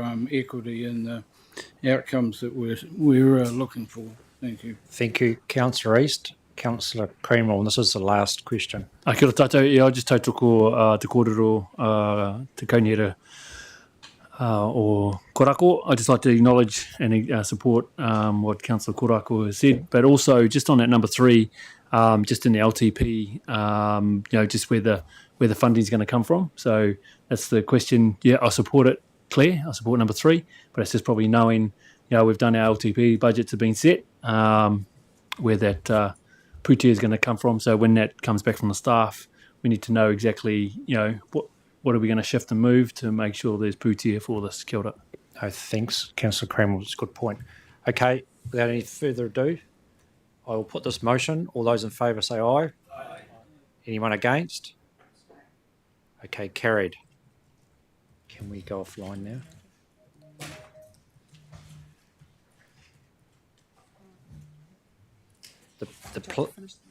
Yeah, I'd like to adjourn the meeting, and our plan is that we'll come back here at 4:30 after we've had 2 externals. We are going through to the YMAC room now for our next presentation, which I will chair.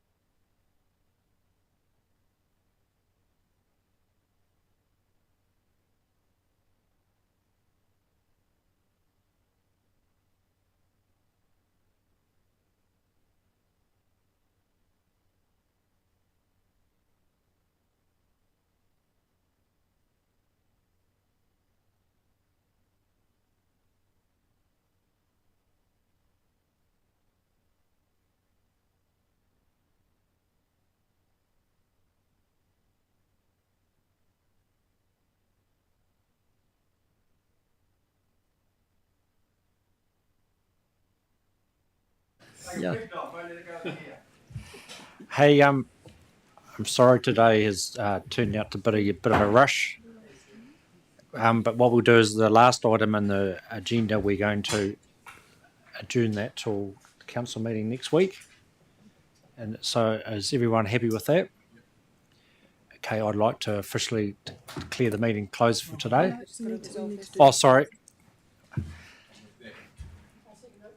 Okay, thank you. Is there any discussion? Okay, if not, all those in favour say aye. Aye. Anyone against? Carried. Thank you. Thank you for your patience. We need to close the meeting now. Oh, sorry. The next meeting of the Regional Delivery Committee will be held on the 13th of November 2024. I now declare the meeting closed. Thank you.